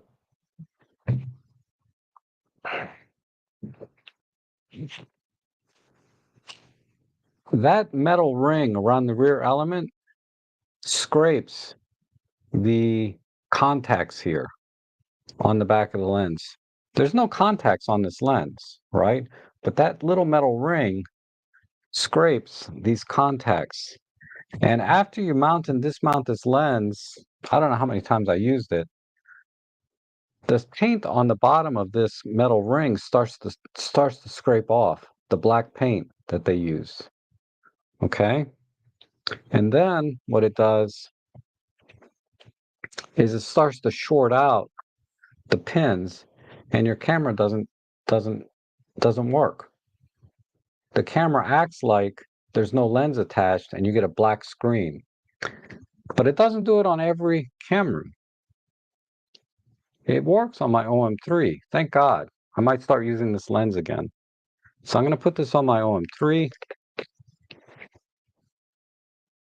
turn this on, and I got a picture, right? All right. Uh, Let me just pick,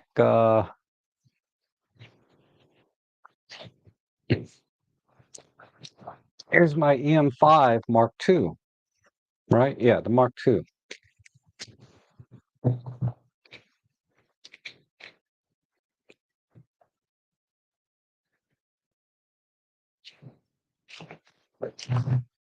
If I recall, it used to work on this camera, but once the paint got scratched, and I confirmed this, okay, but hold on. Let me mount it on here. Black. No picture. But as I dismount the lens, it's tight on this camera. See? But now the lens is dismounted. But then when I mount the lens, and I got it fully clicked, okay? I don't want to hear anyone say, "Oh, well, you didn't properly." No, the lens is engaged. The locking pin is engaged. No picture. Okay? Nothing. All right. For whatever reason, it works on my OM3 and it works on one of my other cameras, not the Pen F. But when I first bought this lens, I used it on my EM5 Mark II. It worked fine, and then suddenly it stopped working. And then uh, I I tried to figure out what the problem is. So I looked at the I looked at the rear mount very carefully because I thought it was the locking pin. I thought it was maybe I'm not engaging. I tried all kinds of things. So uh, let me go back to the chat. So I did my best um, to get this to work or to figure out what the problem is. And I put tape, Scotch tape, over that metal part, mounted the lens, and it worked. Now, Scotch tape came off after I dismounted the lens because Scotch tape doesn't stick very well to metal, at least not that lens, because it's just such a very fine and it's great. Anyway, the Scotch tape only lasted one time. So I was thinking about maybe using nail polish and polishing it to cover the exposed bare metal from this paint scratching. And I said, why am I going to do that? Then I'm going to have nail polish dust inside my camera. So I just wrote the lens off because I only paid $110 or something for it. I got it for a really good deal. Somebody was selling them dirt cheap. I know David Crooks bought one when it was that cheap because he saw me talk about it in the stream and he bought one. Might still work on his camera. I don't know. Let me know, David. But uh, so that's the problem with that lens. So even if optically Thomas Eisel really likes that lens, be very wary of using that lens on your camera because of the way that scratches. And it may stop working. Eventually, it's going to stop working. Maybe maybe it'll always work on my OM3 and I'm going to use it time to time until it doesn't. But I don't know if the design is different of the pins electronically, if they did something so it doesn't do that. I don't know. But yeah, so I don't recommend that lens anymore because of that problem. And the Brighton Star is the same lens. You can see from the optical design. Okay, and let me tell you something about lenses. When manufacturers design a lens, assuming they patent it, they'd be stupid not to. Every lens manufacturer patents their designs until they expire, and that varies country to country. But you cannot make another lens with the exact same optical design, right? You just cannot because it's already been patented. This is just one line design that somebody patented, and now they're licensing it out to the different brands, Seven Artisans and Brighton Star in this case. Um,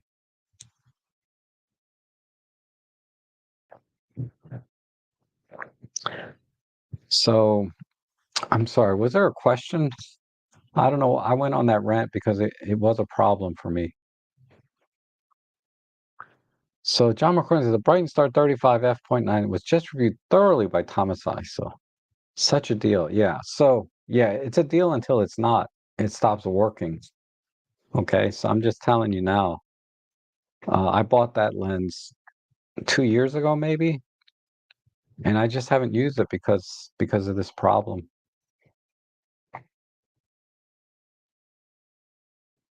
And Eric says my argument on megapixels post corrections are easier on crops that and I'm pixel peeper on my images, even basic ones. That part that makes no sense is I add grain. Yeah, I know. You know, we all enjoy our camera gear and photography in different ways, right?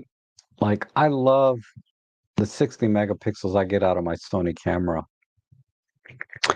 And if that's what brings me joy is being able to see the fine details when I pixel peep and capture images regardless of how good my photography is, whether it's good or bad, if I really enjoy the technical side of the higher resolution, it's fine.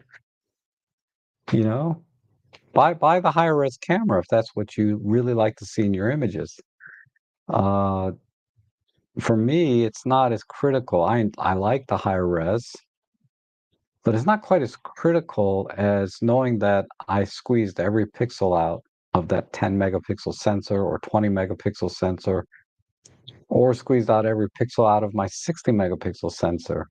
That relationship of sharpness to the resolution is where I find the joy, right? And finding the and looking at the image when I'm looking at it in that way. So knowing that I extracted every pixel out of 20 or out of 10 or out of 60 brings me joy. Not necessarily that I got 60 megapixels instead of 20. Now, all things being equal, 60 megapixels is better, but you know, that only apply, that's if you throw aside the optics, right? Do you want 60 megapixels on a super telephoto lens at 600 millimeters f4? The size and weight alone is a big hindrance. Never mind, that's a $13,000 lens on Sony. Um, when I can get 20 megapixels, effectively, I'm getting 600 millimeters of 20 megapixels, right? But, uh, and that's worked for me. So, but I get it. I appreciate where people want to look at the resolution. Call it pixel peep, call it whatever you want. It doesn't matter. If it brings you joy, that's all that matters. If it makes you happy to see that extra resolution, that's all that matters. For me, it doesn't matter quite as much. What matters to me is that I paired it with a lens that's going to drive in every pixel. That clinical sharpness, I find some relief in when I'm looking for it.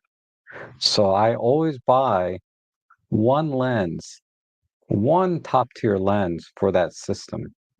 So on my Sony, for me, it's the 55 f1.8 Zeiss. On my Fujifilm, it's the 33 1.4 WRLM, right? Whatever the new one is, right? The 33 1.4. For my OM system camera, it's the 25 1.4, where if I stop it down, I definitely get every pixel out. Um, but when I get down to 20 megapixels, I'm not quite as critical at looking at every single pixel. But I know certain lenses, the 75 1.8, the 300 millimeter f4, that's actually my halo lens. That I get every single pixel I can out of that camera. It's the 300 millimeter f4, right? But a lot of lenses you buy, like you were just Eric was ironically, right? Eric was just talking about this vintage refurb or rehash of the 35 1.4, that what gives a lens character are the defects, whether it's mushing up the pixels, distortion, flare, whatever character that lens has, it's a defect in optical design. Lenses that are optically correct, like clinically perfect, they have to be pretty big, right? They have to be pretty big lenses to make all the corrections it needs to do so that you get the perfect, photon or whatever onto your pixel. But I don't anyway, I appreciate where you're coming from though. And I don't discount it at all. For some people, resolution is what makes them happy, right? What makes them enjoy their photography more.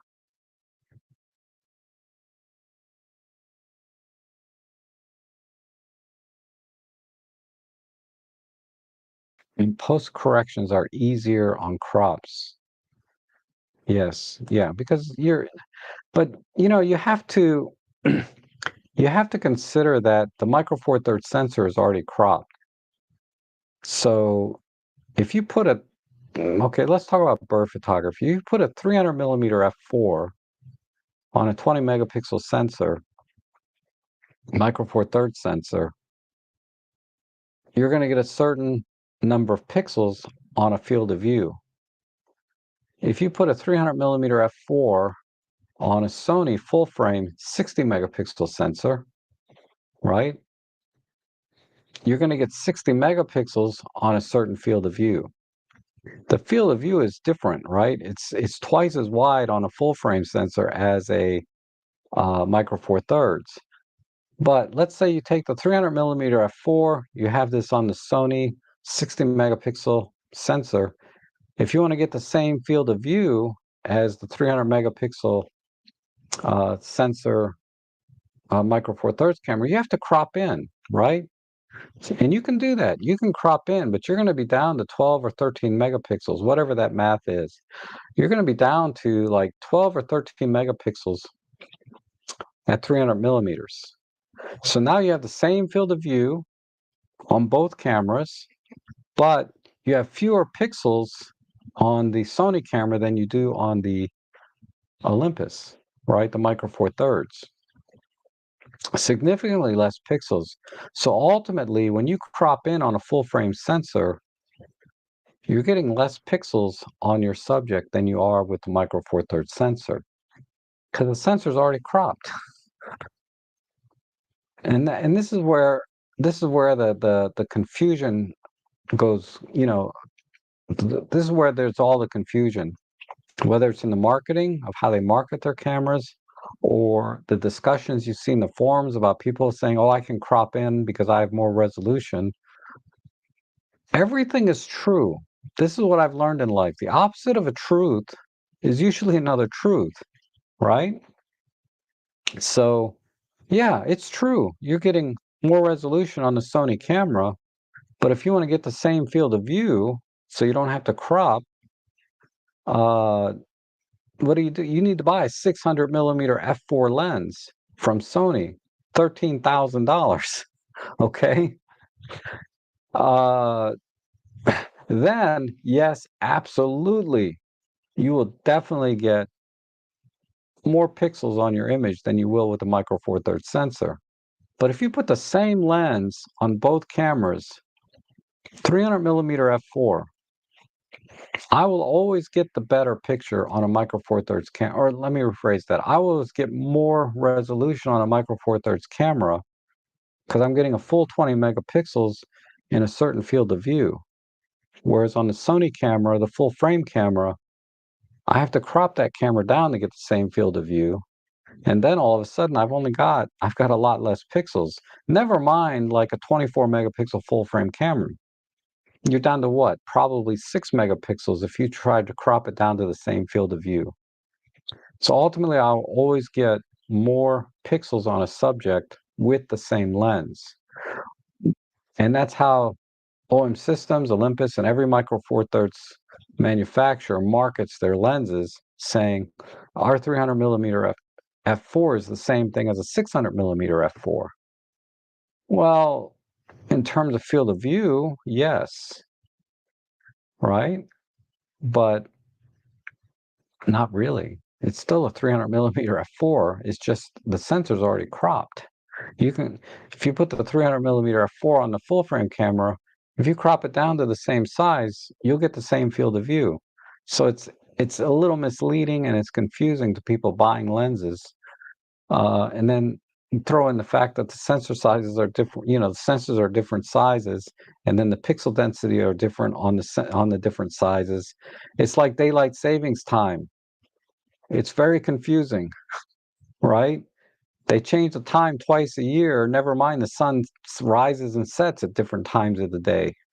So you combine different times of the day of the sunset and sunrise with the fact that they keep changing the clocks twice a year. Nobody knows what the hell day or time or year it is. I'm exaggerating, of course, but sensors and lenses and crop and pixel density, all of this stuff just gets thrown around like, as a generalization that you can't crop a 20 megapixel image. It's like, hello, it's already cropped. It's already cropped. Uh, if you want to crop in more and more and more, okay, I get it.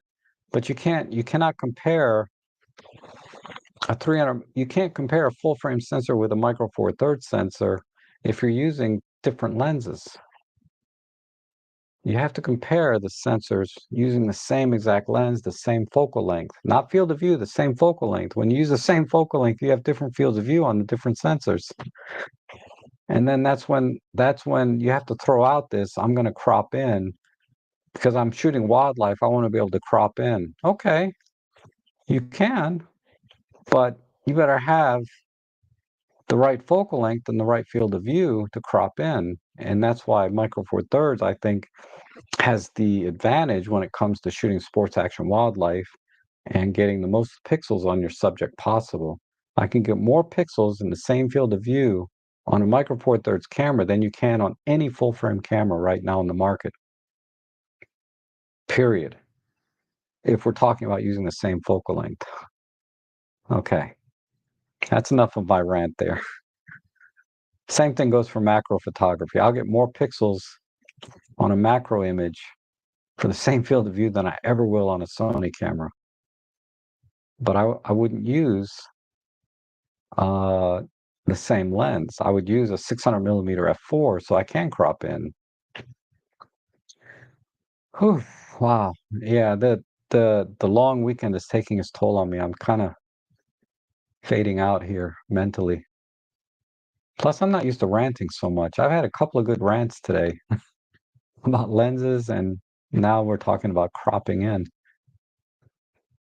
Uh, about the size of a Pen F, yes, video. Okay. Yeah, so a three-axis gimbal makes a lot of sense. The Weebles are really good. Uh, and Adam Farb is here. Good afternoon. In between kids' soccer games, good to see you. What was the panel stitching program Rob talks about? Uh, Huggin, Hugin, Huggin.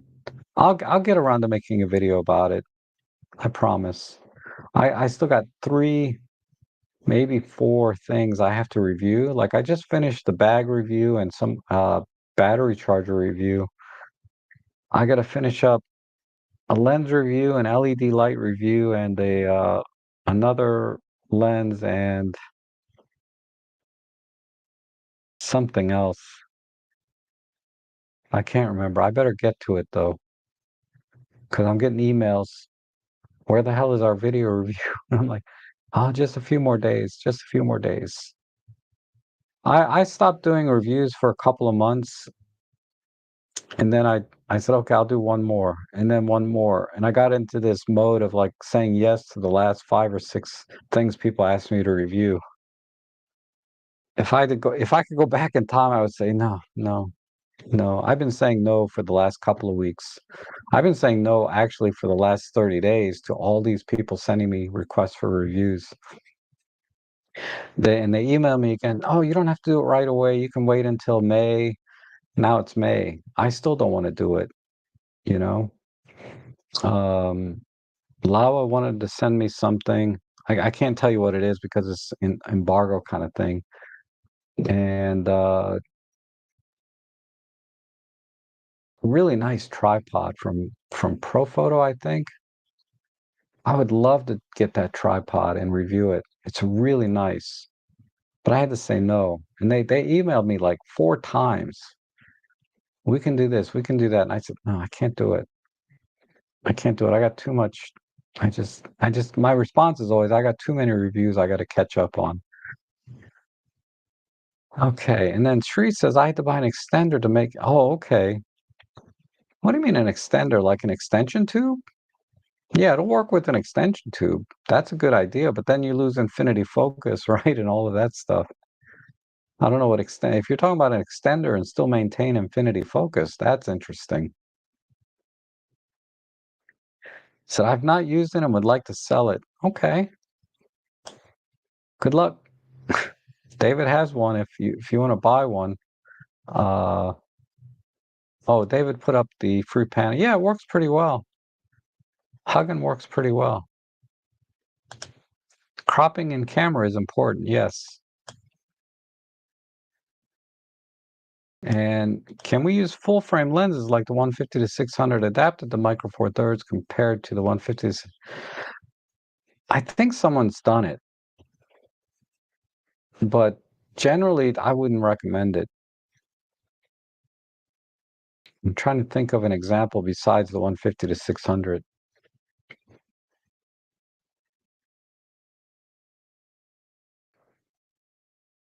I can't think of any examples right now, but something something in my due diligence and research into the subject, it's been a while. Maybe things have changed. Said, I'm not doing it. I'm not adapting, say, a Canon, Nikon, or Sony lens to my Micro Four Thirds. Uh, Primarily, it was because of the autofocus, and the optics are just not designed. Because when you adapt a lens that was made for a different camera system to a different camera system, you are changing the optical properties that that lens was designed for. Because the key difference is, just like I mentioned earlier, is the flange distance between uh, different camera bodies. It's different on every camera. The opening, the lens, the diameter of the lens mount is different. So you're changing physical properties, which ultimately changes the optical properties of the photons hitting your sensor. So it's never going to be as good an image quality. There's just no way it can be. Uh, I would imagine in some cases it won't make much difference, but in other cases it might be significant. Because if you think about it, they designed the lens so that the photon hits multiple, I hate to use the word photons, but the light rays hit, the various frequencies of light rays hit the same point on the sensor. And that is very dependent on the flange distance. And when you adjust the flange distance, okay, you're creating a gap there that the light rays, because light rays spread, right? We know this. Light rays spread out. So they designed it, particularly the rear elements and things are designed specifically for a specific flange distance. And the optics can change. So that's why, like, when you when people test a lens, say the Seven Artisans, a lot of the Seven Artisans, Bright Star, they make multiple mounts for the same lens, and I seriously doubt they re-optimize the lens for each flange distance. But they're going to perform differently on different camera bodies. There's just no way it can. There's just no way you can avoid the physics of light spreading based on the different flange distances. I get it. I get it. The rear element is going to put those light rays to the same pixel regardless of flange distance. But uh, you are still changing the optical design of that lens. Never mind the autofocus algorithms between the lens and the camera body are tuned, perfectly when it's natively mounted. Otherwise, you have to have something in between to do this translation. So your autofocus might be slower. I mean, it just doesn't make sense to me to do that. Now, I did see Robert adapt his Tamron Sony lens to his Nikon Z mount, but the difference in flange distance was millimeters, like 1 millimeter, if that. And the autofocusing algorithm difference is there's a little chip in the lens mount, I guess. Somehow they got that down and it works fine. But I think it's just more trouble than it's worth.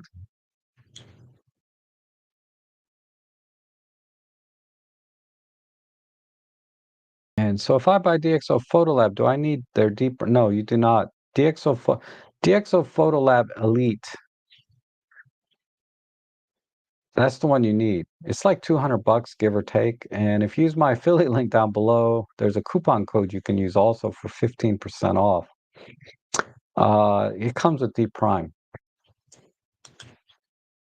so you don't need to buy it separate. If you have any pixel anxiety after cropping, you can upscale the image. Have tried it for my own One Mark II. For birds, to my eyes, it seems okay. Yeah, so it's interesting, all this upscaling technology. I don't know if they're using AI, but people are getting some pretty good results with that. Um, I haven't done too much I tried a little bit early on, but just like I was talking about lenses, it's always best to capture natively the image that you want, right? Rather than trying to manipulate it in post-processing. Post-processing is invaluable to demosaicing the image, optimizing the sharpness of the image, all of these things. There's there's no denying that, but the better the initial original image is going into the software, the better the output's going to be.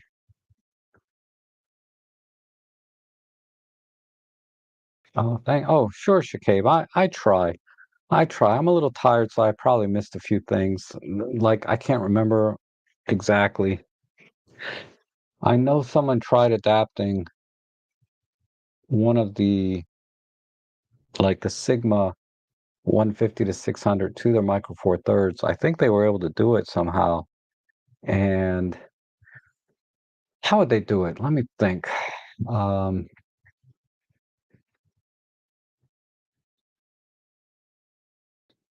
Nikon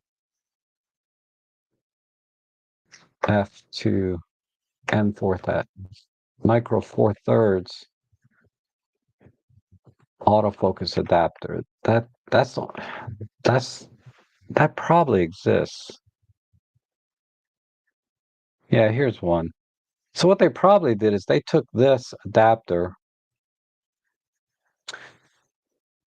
right? This is Nikon F2. So they probably took the Sigma 150 to 600 designed for Nikon F mount and adapted it to their Micro Four Thirds. Because you can buy those for like 900 bucks, right? Those lenses, and then you add this for a couple hundred. You're still paying about half the price as buying a natively mounted one. There's just no way this combination can work. Uh, so if we do Nikon 150 to 600 mm,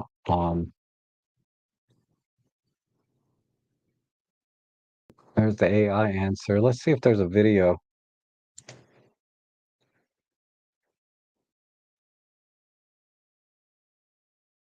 This is 5 years old. That's kind of old.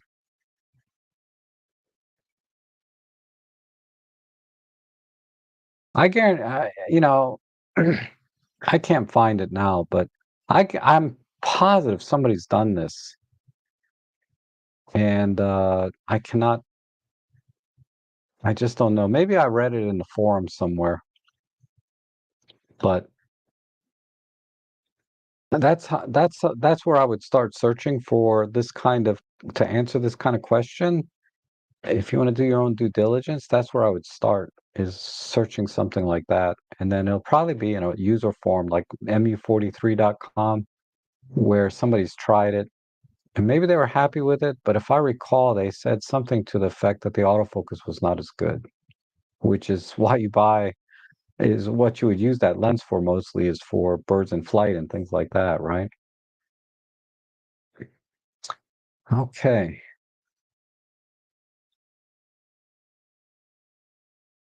So I think I'm caught up on the chat. So maybe I'll call it here. I'm just I'm starting to crash mentally anyway. But you guys are awesome. Thank you so much for being here. I really appreciate your participation, support, and everything you've done for me and for the photography community in general. We all want to do our best to help each other in our passion and keep photography alive as much as possible with all of the AI and other crap that's coming along. Nothing will ever replace our own personal satisfaction and joy that we find in our hobby. Uh, there's nothing like taking the picture ourselves, right? So, you guys have a great rest of your weekend. I'll be back on Tuesday for a shopping stream, and also I do open Q&A like I do here. But thanks for being here today, and I hope I see you guys again soon.